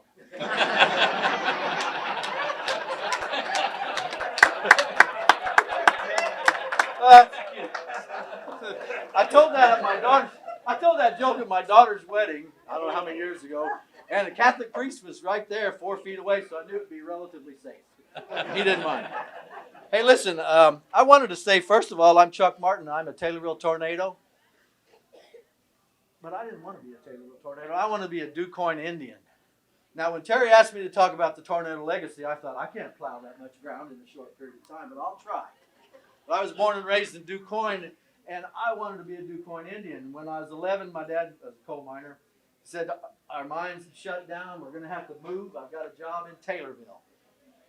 Well, I started crying and screaming, and I remember my dad saying two things. Some of you have probably heard this from your dad. Shut up, boy, or I'll give you something to cry about. I remember that.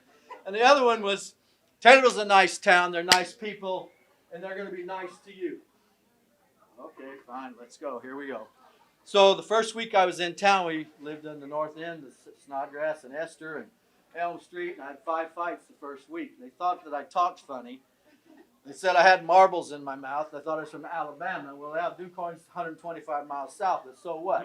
Well, I won the first 4 fights. No problem.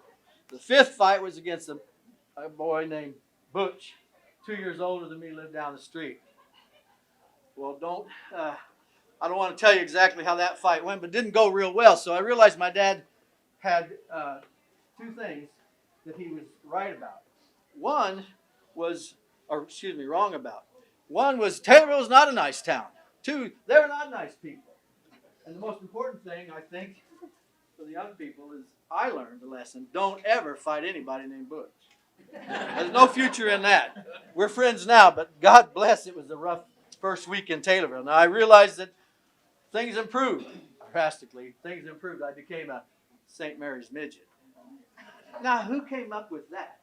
St. Mary's midget. Well, I was happy to wear the blue and white. And then I'm thinking, okay, Mike Homa, Mick Gainey, John Kennedy, good people. Good men, good coaches. Learn from them. Then I'm going to graduate from, oh, by the way, we went to the state tournament when we were in the 7th grade. Some of you probably don't remember that. We were in the Sweet 16 as 7th graders. Then they had 2 brackets, 8 teams over here, 8 teams over here. Our first round opponent was Pekin Edison Junior High. Well, after they beat us 57-44, we were done. They went on and won the entire state championship. They beat Clinton 61-29 in the championship game. Had we been in the bottom bracket, I firmly believe we'd have been 2nd place in the state as 7th graders, little bitty St. Mary's midgets. So I grew to love being a midget. But then after graduating 8th grade, I'm thinking, I want to wear the purple and the gold. I want to become a Taylorville Tornado. Well, then the public school system was grades 6, 3, and 3. We went to 6 grades of grade school, 3 of junior high. What's that? And then 3 of Taylorville. So as a freshman, you couldn't have played on the varsity even if you were good enough, and Mark Stevenson was. He was. So I became a Taylorville Terrier. Now, who came up with that? 1 year, you're a Terrier. Not only did you not get to wear purple and gold, you wore red and white. So I got thinking. Came to Taylorville, became a midget. Not good. Then I became a dog. And not just a dog, a small dog, a terrier. Who's going to be afraid of the terrier? So I'm glad we've changed that. Now we're all Taylorville Tornadoes. Of course, the midgets are still out there, but not as strong as they were. But purple and gold is what makes me feel really good about coming to Taylorville.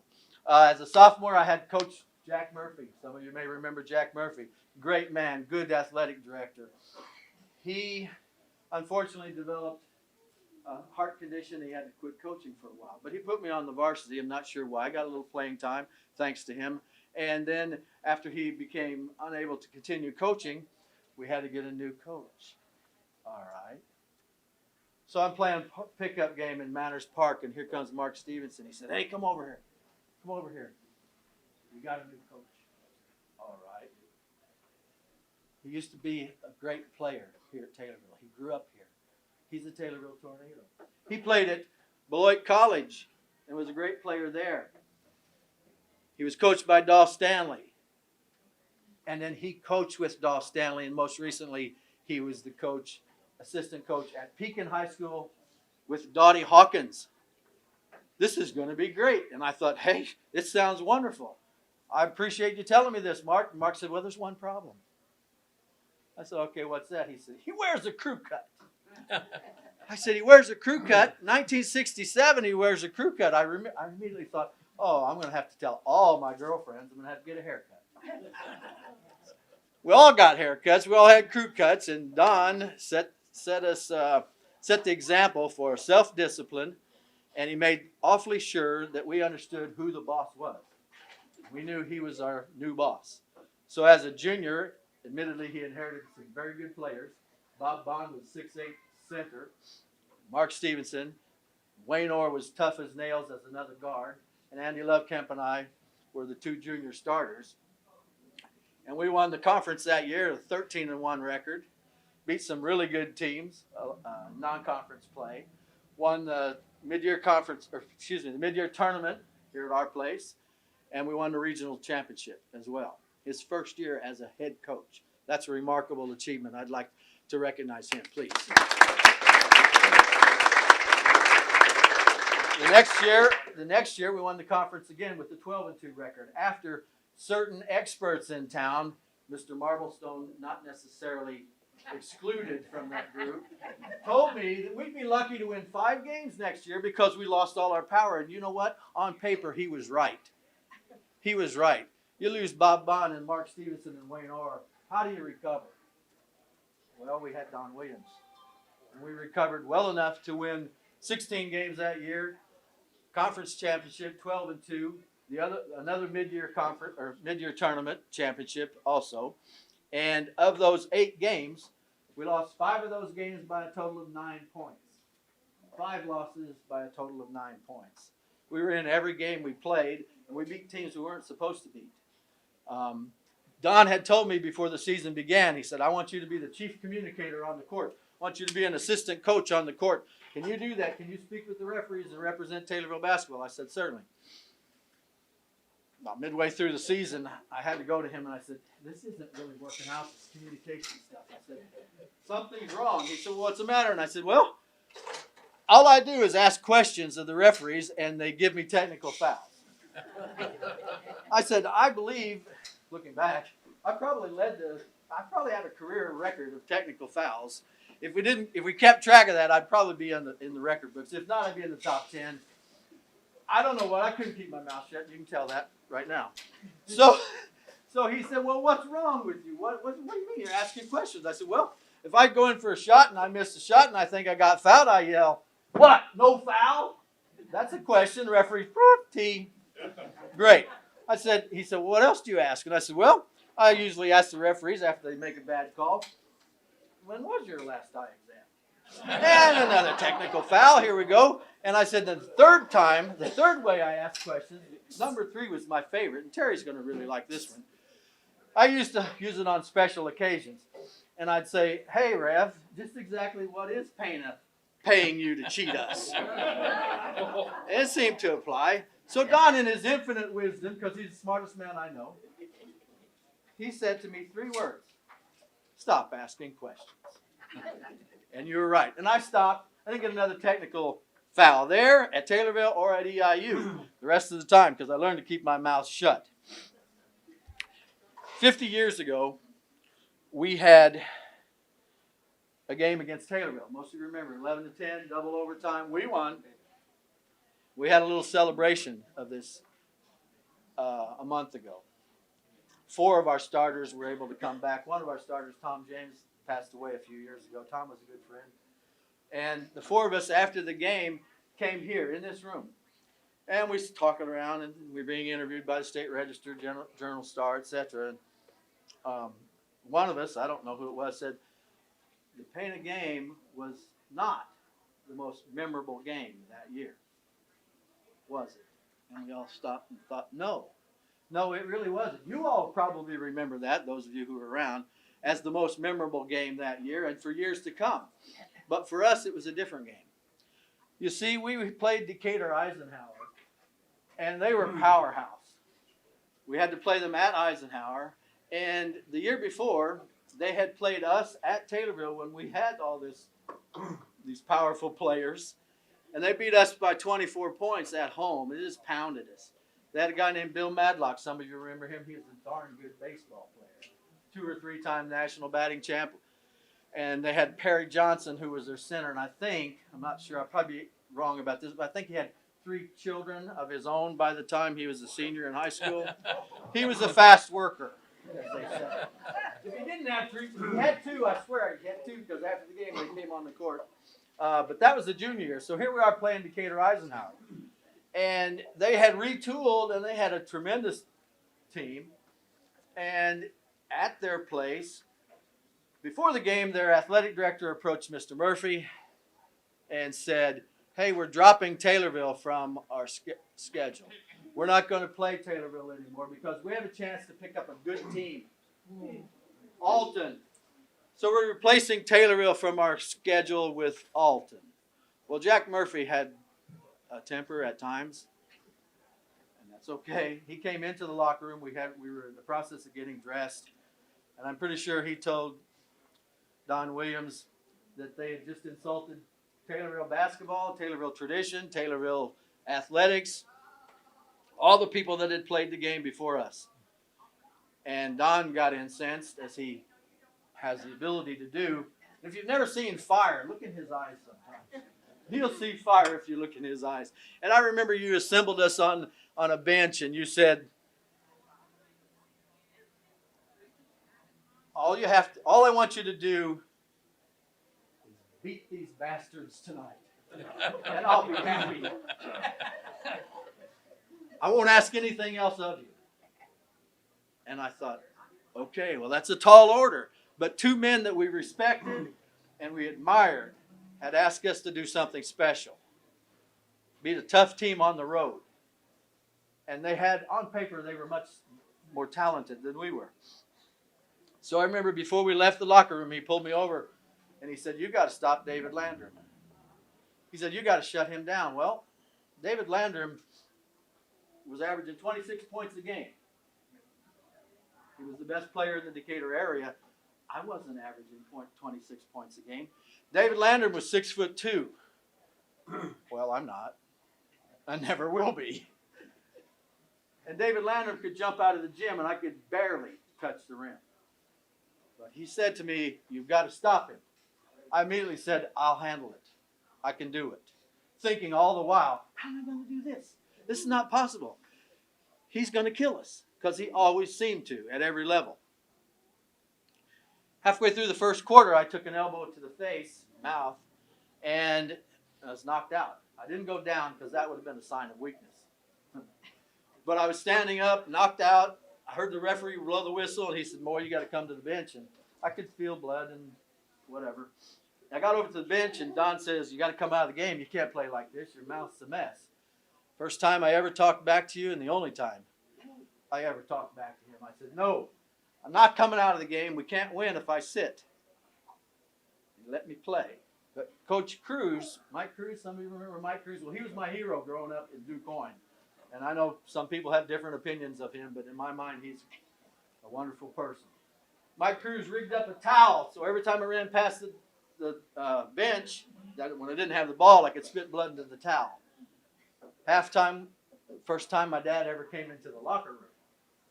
Only time he ever came into the locker room. And if you knew my dad, you knew he was a real sensitive man. He asked me, are you hurt? I said, well, Dad, I've got loose teeth, my lips are bleeding, I can't stop the blood. And he said, yeah, but are you hurt?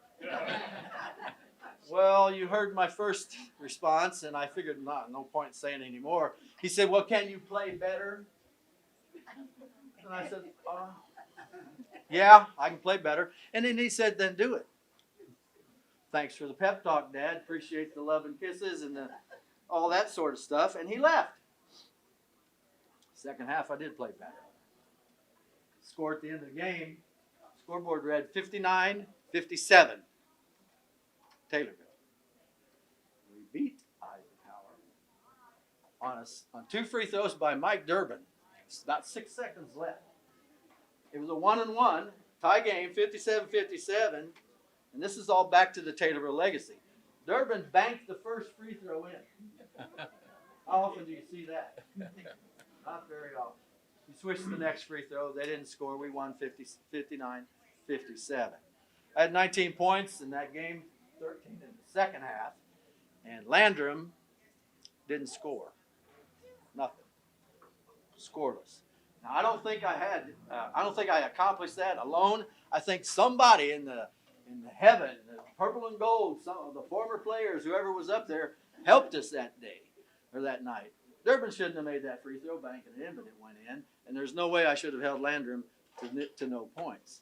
But you see, two men that we respected asked us to take on a challenge for everybody that wore the purple and the gold. They had insulted our team, our town, our school, and all the previous players. And they wanted to drop Taylorville, and we weren't having any of it. So 5 guys came together. We dug deep, we found the strength, and we beat a team that was talented, more talented than we were. Because you know what? That's what Taylorville Tornadoes do. Thank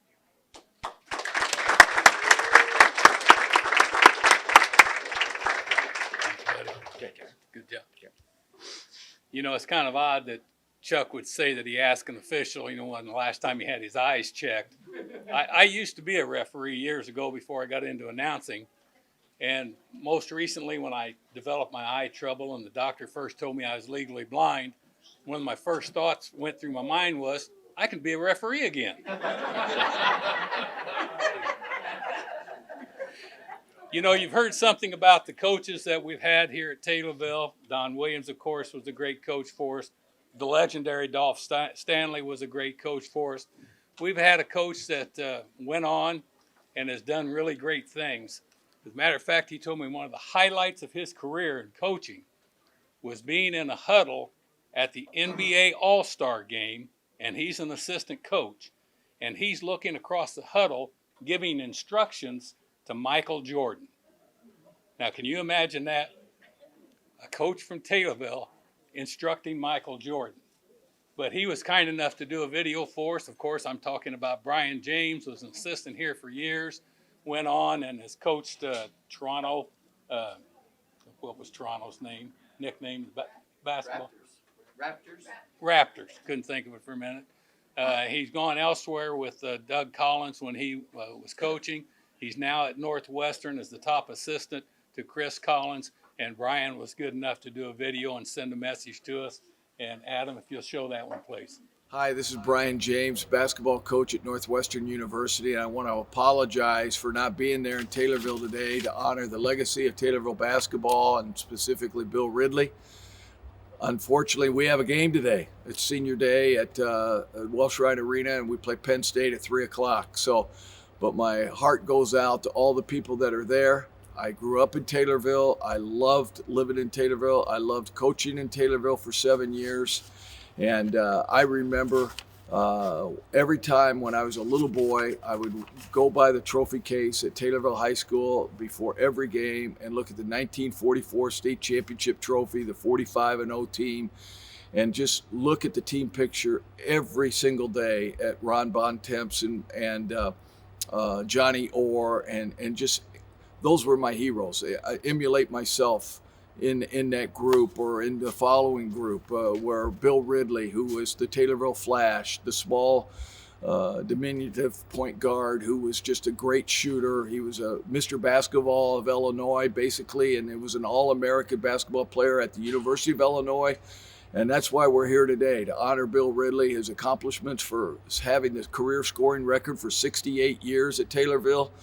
And now that also the other great players. I remember in grade school when I would go to the games where my brother played and watch Terry Pisoni and Kenny Deck. Those were my heroes. And then in middle school, I would watch Mark Stevenson and Chuck Martin play. Great Taylorville players in my mind and in everybody's mind. And then when I got to coach there at Taylorville, we had Jens Kujava, James Lancaster, Donnie Stevens, among others, followed by Adam Stork. And now I want to reach out and say congratulations to Jace Bergsnyder, who now is the career scoring leader at Taylorville High School. I want to congratulate you, Jace, and everything that you've accomplished and upholding our tradition. I knew when I was age 14 what I wanted to do with my life. I wasn't going to be good enough to play. The next best thing was to coach. And this is my 43rd year of coaching. I idolize my coaches at Taylorville. And I know Dolph Stanley may be the most famous coach and maybe the best coach ever to be there, followed by Johnny Orr, famous Michigan and Iowa State coaches. But yet the coaches that I had, and I know George Zigman came before me. He was a tremendous coach. But the coaches that I had, Carl Bleiss, Don Williams. I know Gene DeFreitas was a tremendous assistant coach there. My assistant coaches, Mike Cruz and Mick Sullivan, followed by now Ryan Brown, who is the head coach there, and so many great coaches. And, I don't want to leave anybody out, but one of the best coaches that I had was the guy I worked with, Lee Emery, and just a tremendous Hall of Famer with the IBCA. And Taylorville is so rich in tradition. I'm so proud to be from Taylorville, and I talk about the gym, how great it is, and talk about the players who played there. And some of my best friends are the people that I not only went to school with, but I idolized. And thanks for letting me just share a few moments.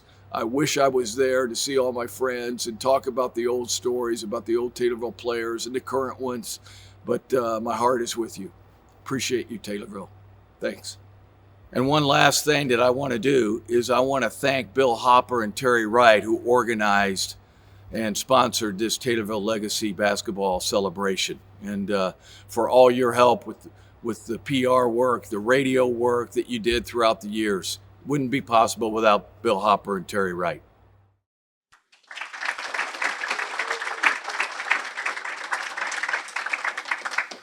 Well, that's kind of bringing us up to present day. And of course, we've heard about the Taylorville Tornado legacy. And we have a coach with us today that is going to carry on that legacy, I'm sure. And he's going to come up here and tell us a little bit about the present day Tornadoes and introduce our new scoring leader when he gets ready to. Okay, so Ryan Brown, it's all yours, sir, if you'd like to come up.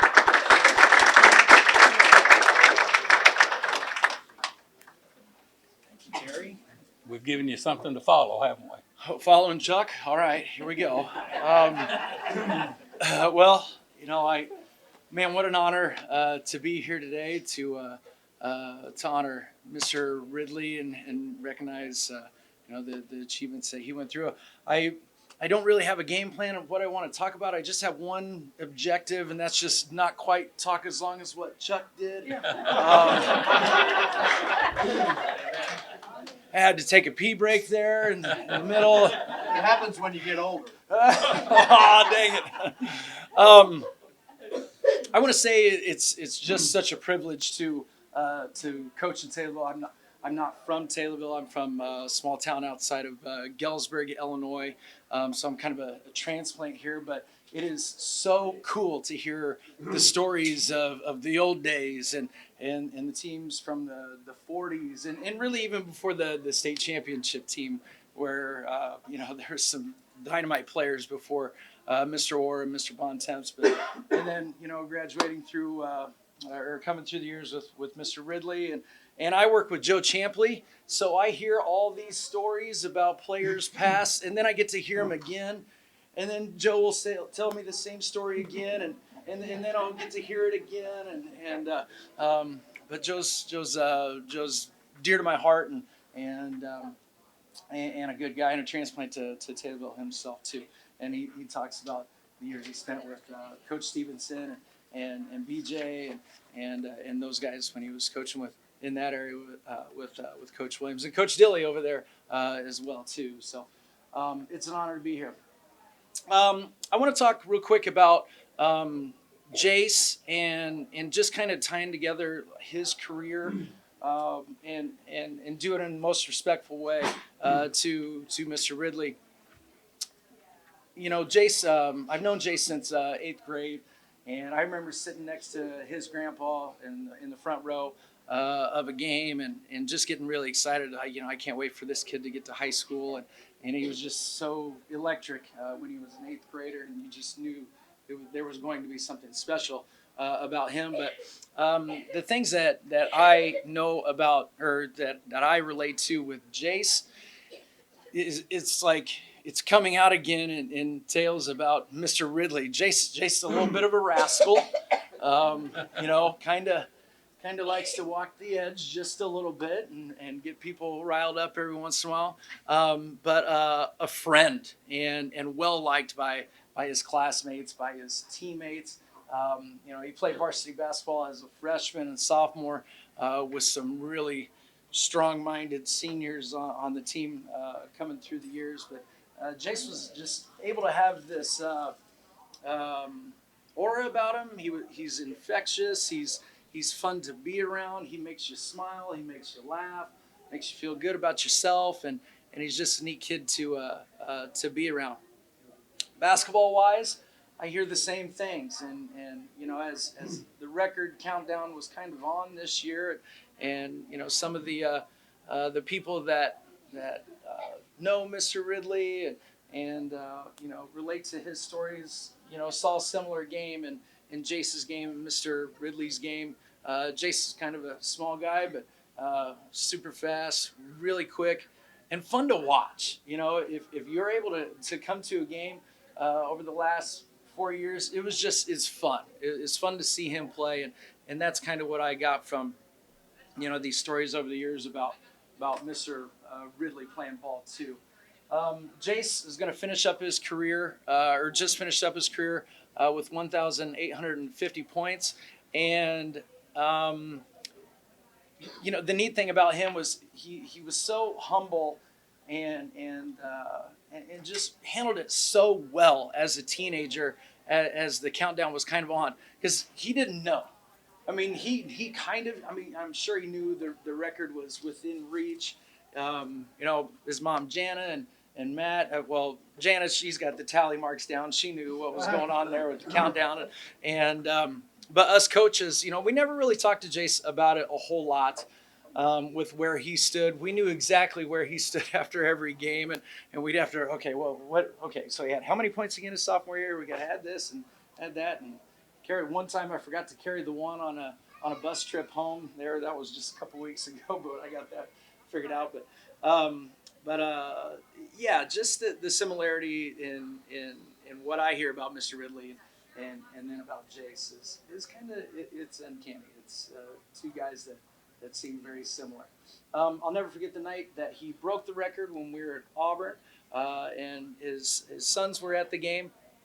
And I just thought that was just a special moment. Jace was able to break the record on a three-point shot, tough three-point shot, right within a few seconds of the halftime buzzer. I talked to the coach over at Auburn earlier that day or the day before, and I said, hey, you know, this is kind of a big deal for our community. He's going to break this record, and I said, I don't want to stop the game. You know, let's just. We're going to keep moving forward, but as soon as there's a dead ball, it would really mean a lot to the people in our representing Taylorville that are in attendance. If we could just stop, just recognize him for a quick moment.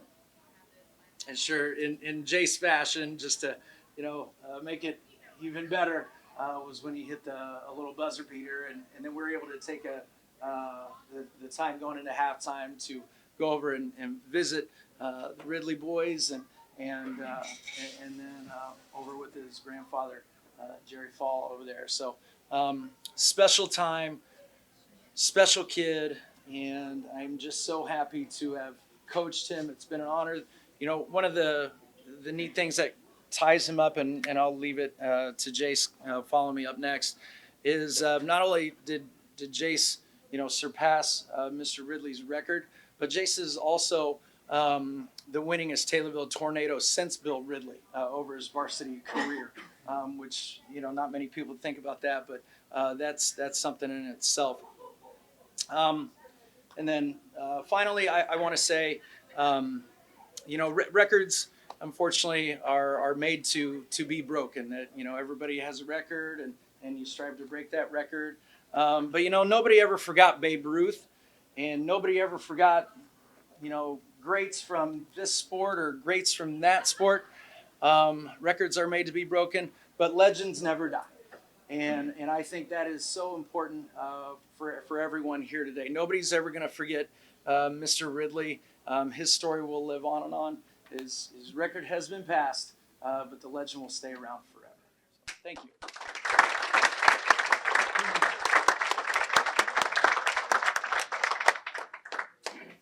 Well, without further ado, Jace, it's your turn in the spotlight. Jace Bergsnyder, the new record holder for the Taylorville Tornado.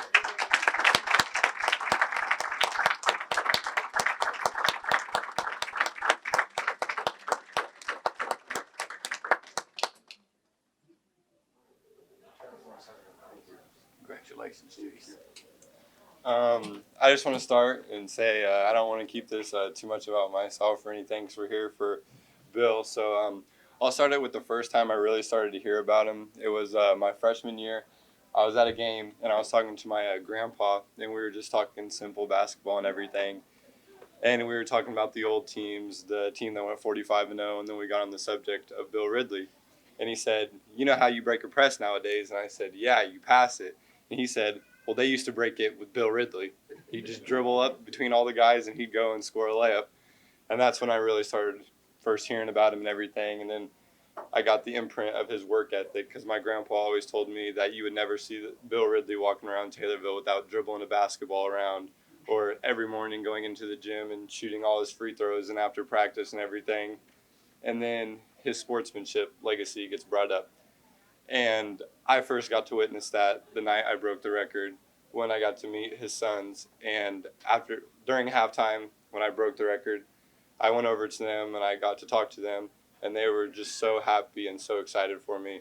And I don't think that anyone else that I would have talked to would have been happy for me to break their own dad's record. And that just meant a lot, and I could tell that his legacy came through in his sons and his sportsmanship and his attitude. It's in you guys, and I can see it, and that's a great thing. And I just want to thank Terry for letting me be able to be here and speak, and it's a great opportunity to be here and speak in front of all of you. Thank you.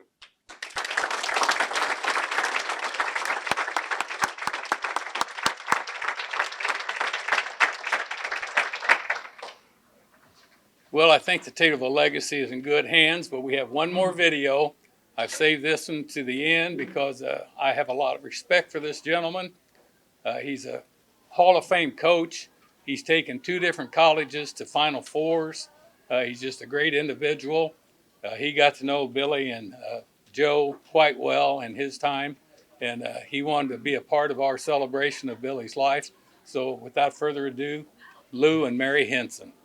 Well, we're very pleased and honored to be in the home of Lou and Mary Henson, good friends, of course, of a lot of people in Taylorville, former Illini basketball coach, just a tremendous couple that we've been fortunate enough to know for a good many years. And they have been gracious enough to allow us to come into their home to talk a little bit about Billy Ridley, how they got to know Billy and his relationship with the basketball program at the University of Illinois, and just basketball in general, and a little bit of the legacy of Taylorville basketball that has developed over the years. And Lou, first of all, this takes me back to the days of the old Champaign State basketball tournament games when we'd get together on Saturday morning sports special up in the Viking room of the Ramada Inn and sit there for an hour and just talk basketball. Sure. That was a great time. We enjoyed that very much. Well, we certainly did too. We appreciated you taking your time to come to a small radio station like us and share your time with us. But I know that you and Mary both became very good friends with Billy Ridley and his wife Jo. And just tell us a little bit about how and when you came to know Billy, the relationship that you both developed over the years with them. Okay, I guess I actually met Billy years ago, but in recent years, we used to play bridge with him all the time and enjoyed the bridge games and really got to know them really well. So you got to know them on a personal level, Yes. other than just a professional basketball Right. type level. Mary, your impressions of Billy and what he's been to Illinois basketball program over the years? Well, in the first place, Billy and Joe were great fans. They, would come over from Springfield to games. We just had a terrific relationship with them.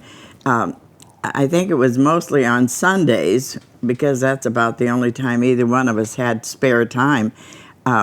We would go over there and play at their house. Joe would fix a wonderful lunch, and we'd have an all afternoon bridge game.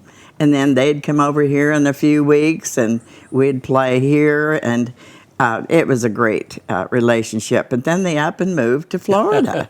Now, what the heck? we of course, also moved to after Lou retired, we moved to New Mexico because he re-upped and started coaching again. Right. And But we'll talk a little bit about New Mexico in a couple minutes, sure. too. But we had a great time. If you ever want to have a good time, ask Billy to come to the whatever event you're having, because you would laugh, you would enjoy yourself. He was a great guy and a great player. Yeah, as a matter of fact, I won't say he is a better bridge player than the basketball players, but it's close. Yes, he was a really, Joe and Billy are wonderful bridge players. But you've enjoyed his coming and going all through the years, since 1975 when we came here. We got acquainted and knew that he was going to be a wonderful support for us. Well, Lou, when did you first realize what type of a basketball player Billy was in his youth? Well, I've known for a long time how good he was. When he was playing college ball, I realized that. And of course, I found out a lot about him since then. Not only was he a tremendous basketball player, but a great person. He is somebody that we really enjoyed being with. Since I'm a native Illinoisan, then we kept up with Illinois basketball way back in the day. And so we had heard of Billy and Monsell and all those, that wonderful team they had years ago. I mean, we kept up because I was from Illinois, and even though we lived in New Mexico at the time, we still kept up with the Illini. Well, it's interesting you mentioned George Monsell. The picture that we're going to unveil today in Taylorville at Angelo's. The word has gotten around through social media, I guess. I'm not good at it, but the kids are. But George Monsell's son contacted me from Washington, D.C. area. That's where he lives now. And he just wrote me a nice note telling me that he had heard about it and thought it was a really nice thing to do. And he told me that he had a copy of that picture, or their family did, years ago in their house. Good. And now it's going to hang here in Angelo's. But in talking about basketball, Lou, what about today's Fighting Illini? I know you were at the Northwestern game. I saw you there. Do you kind of keep up with them and try to watch them on TV? Yeah, I watch either there or on television. Yeah, this team, it's a young team, and they will get better as the season goes on. They're good now, but they will be better, and I think we'll have a good year. We've already had a good year. Yeah, that I love 7-game it. winning streak was really something, I thought. And hopefully they can put another one the together. coach in him comes out every now and then. He wants them to get better and better, which they will, of course. Yeah. But we watch every game on television, and we would go to games if Lou's health was just a tiny bit better. His immune system is not in great shape, so we try to stay away from crowds. But every now and then we just have to go. The Northwestern game was our reunion, our basketball reunion here for the Illini, and that's why we made it an effort to go.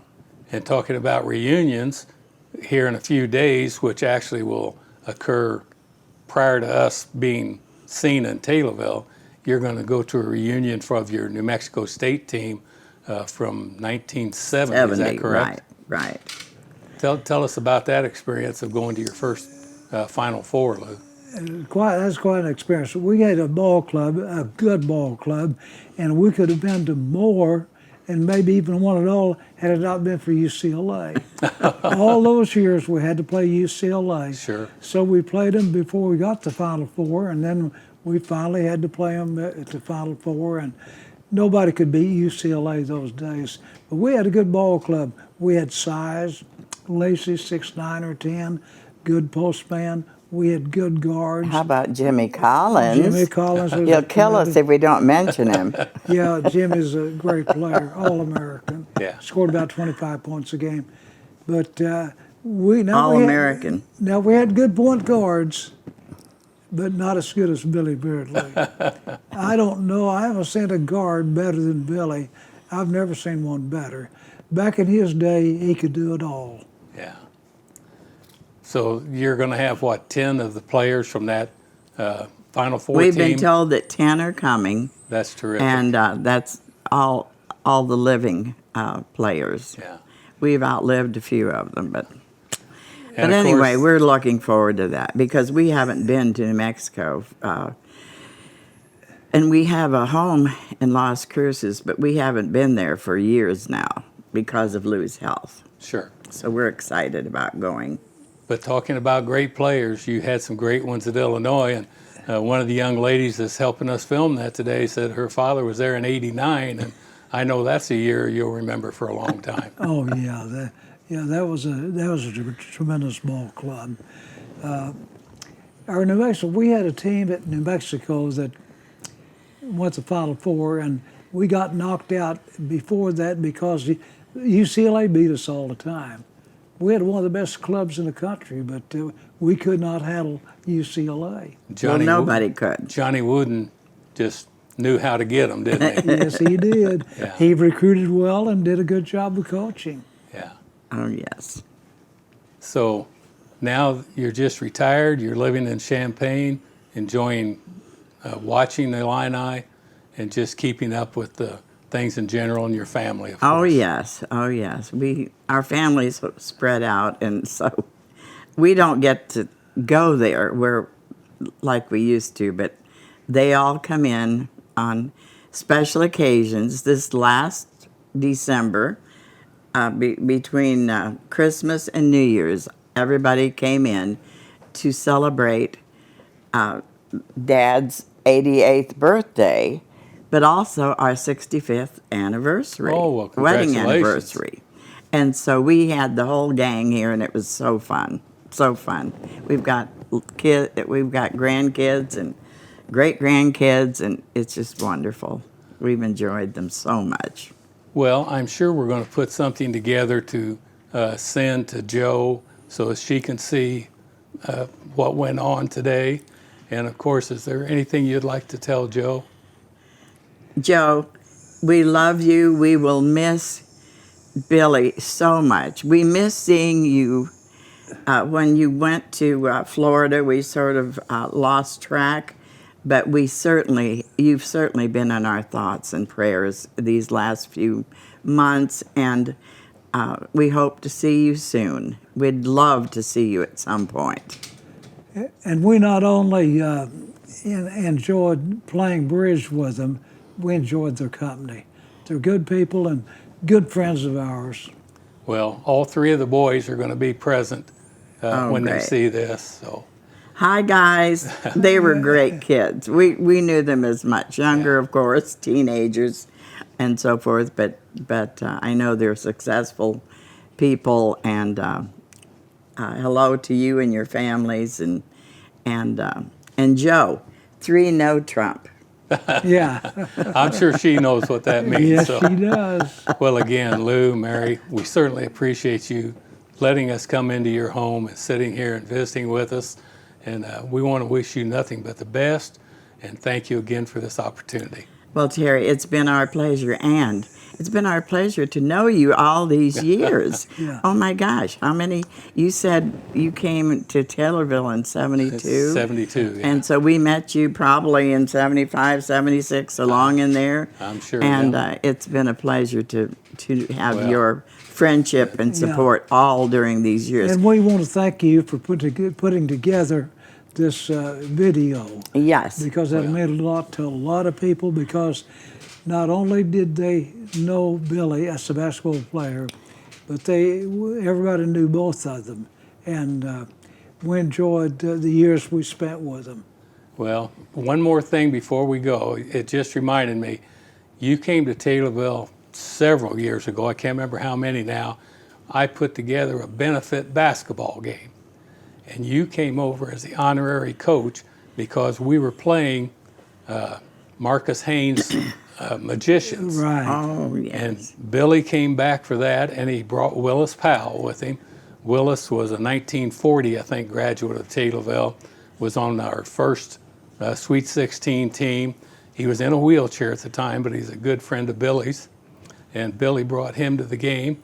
Ron Bontemp was at the game. Of course, my gosh. anybody in Taylorville doesn't know who Ron Bontemp was. Oh, I know. Yeah. I know. He was a great one. And Well, He Kevin, must have, yeah. Kevin played for us, Right. of course. And hopefully I'm going to talk with Kevin and maybe, I don't know if he can make it to the event, but at least maybe we'll get some comments from him too. So the legacy of Taylorville basketball and the Fighting Illini have been closely associated for years. And I'd like to say that we thank the people of Taylorville for all their fabulous support. Of course, the Hopper family have been great friends of ours for years and years, and great supporters. And we appreciate so much the love and support that the community, the entire community of Taylorville, has given the Illini all through the years. Well, I know you're some of our favorites, so thank you again for everything. Thank Well, thank you. you. It's been our pleasure. Okay.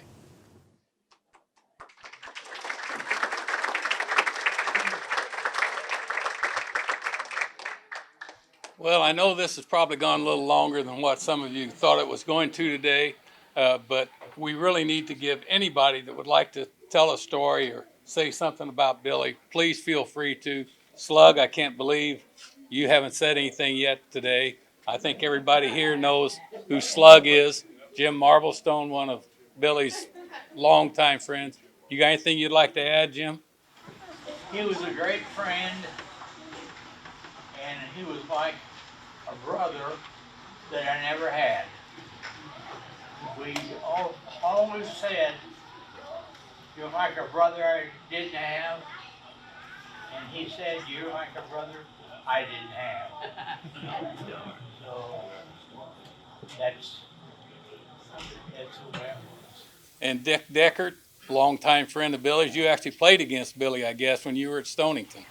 There were a lot of memories, and he was a great guy, and a great competitor. We all learned a lot of things from him. Appreciate it. There's endless numbers of stories that we could pass along. Well, Jim and Dick and some of us get together for lunch right here in Angelo's quite often, and we hear those stories, believe me, and we hear them more than once. And Linda, is there anything you'd like to say about Howard? I know they were best of friends. Well, Billy was in our wedding, and they were wonderful friends, Joe and Bill. They just knew Miss Bill. It's certainly nice for you to be here. Anybody else? My name's Steve Myers, and for about 25 years, the Ridley boys and I played basketball. They moved into our neighborhood in 8th grade. And every night after school, we would play in Billy's driveway. That's where basketball starts in America, is in driveways, right?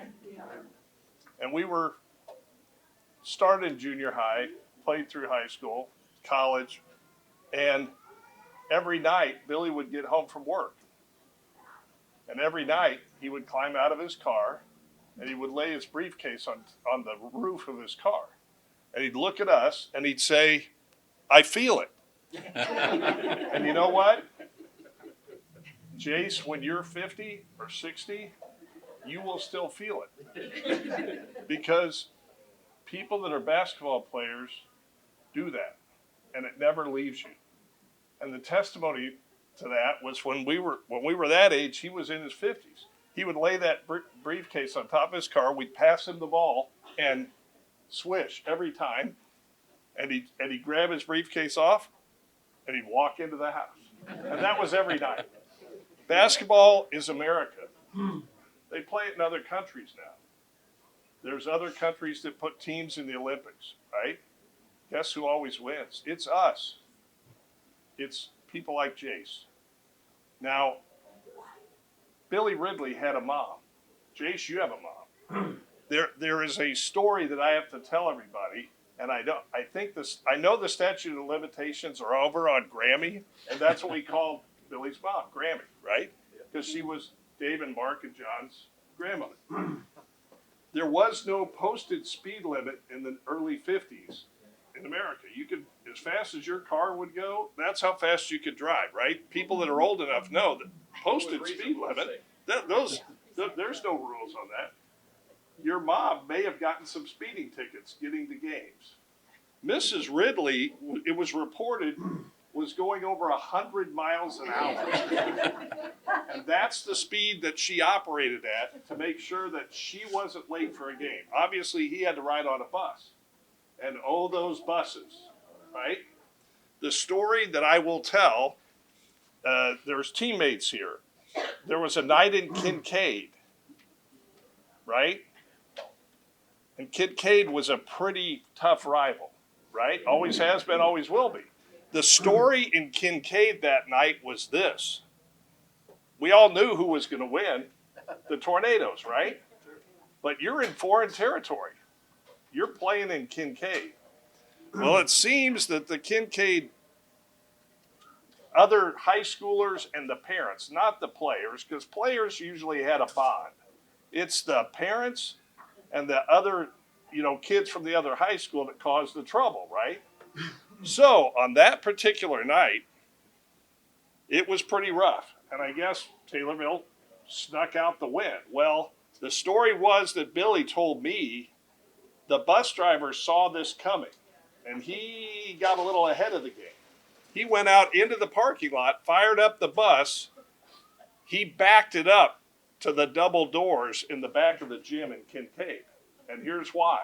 He had to protect his players that night because he knew they were in trouble. Because they beat that team, and they're going to get my boys out of here, right? He opened up the back door to the bus and pushed it right up against those doors so those boys wouldn't be subjected to. But I'll tell you what, he said if every window of that bus wasn't broke out, almost all of them were. That was one of those nights, and that happened more than once. But the Taylorville team won more than they lost, a lot more. We heard some of the records, right?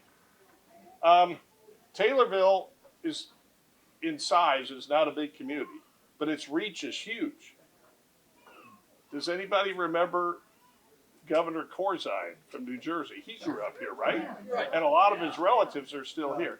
In 2008, I was at a national conference in the Hyatt in downtown Philadelphia. He was the guest speaker. So everybody that was there got a chance to shake hands, right? Whenever I met somebody that I knew that was from here, I didn't tell him my name first. You know what I told him? I'm a personal friend of William Darrell Ridley. When you are 70 years old, your friends will say, I'm a friend of Jace Bergschneider. And that's the point that you have now attained. And we are all very proud of you. You carry that legacy forward for this whole town. And people will say that about you. Everybody owes his success to the people in this community, because you got to have a start in life. And we are proud of you. So carry on.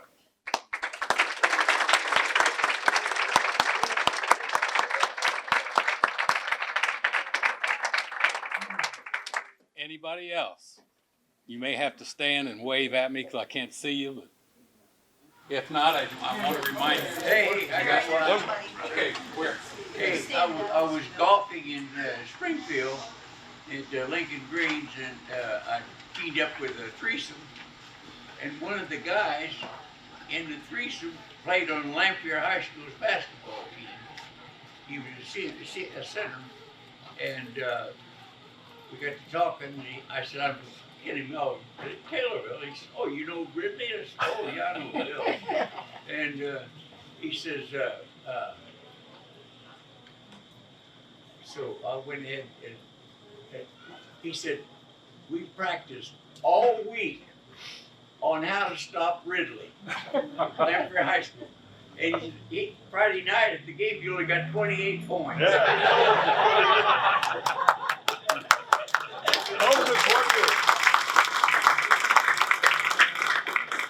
Anybody else? And again, just shout it out, but I can't see you. I'd like to say something. Billy, everybody's been giving the wonderful tributes to Billy and what a wonderful man, and he was a great player, but he had wonderful parents. Yep. And his parents were always very supportive of he and Joanne, you know, all their lives. So the integrity, the honesty, you know, the cooperation, the communication, all the positives, you know, his parents instilled in their kids, and they were, Bill and Paula Ridley were wonderful people. Thank you.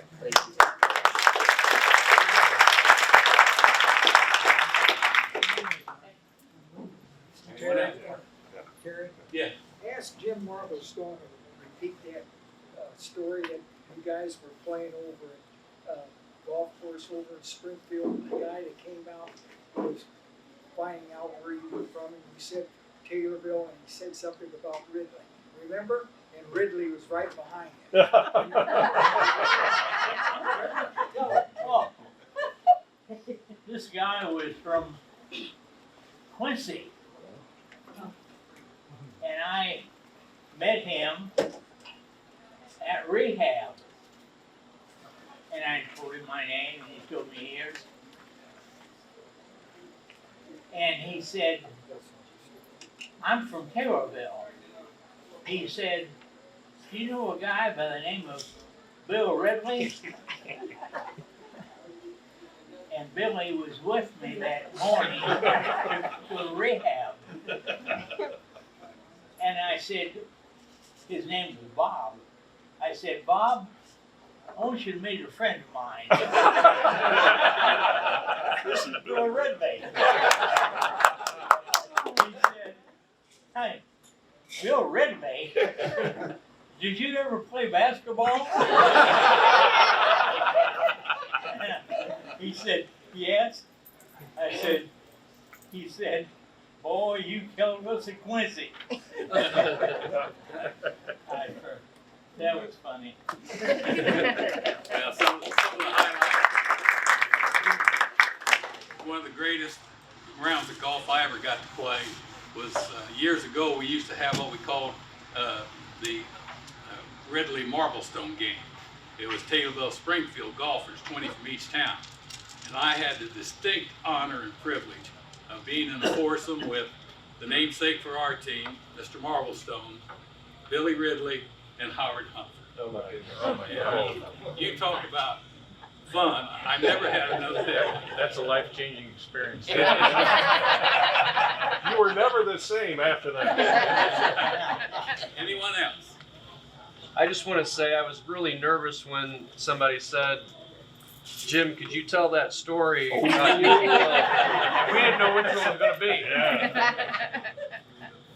Again, I want to thank everybody. This has been terrific. I'll remind you that if you want a video of this, put your email address on that sheet. My wife has it at the table, and we'll see that you get the link to watch that video. If you want to sign the poster over there, I think it's out. Yeah, it's right out here. Right out. you got it out there where the people can sign it. Got a Sharpie. So if there's nobody else, thank you all for being here. It's been a great day.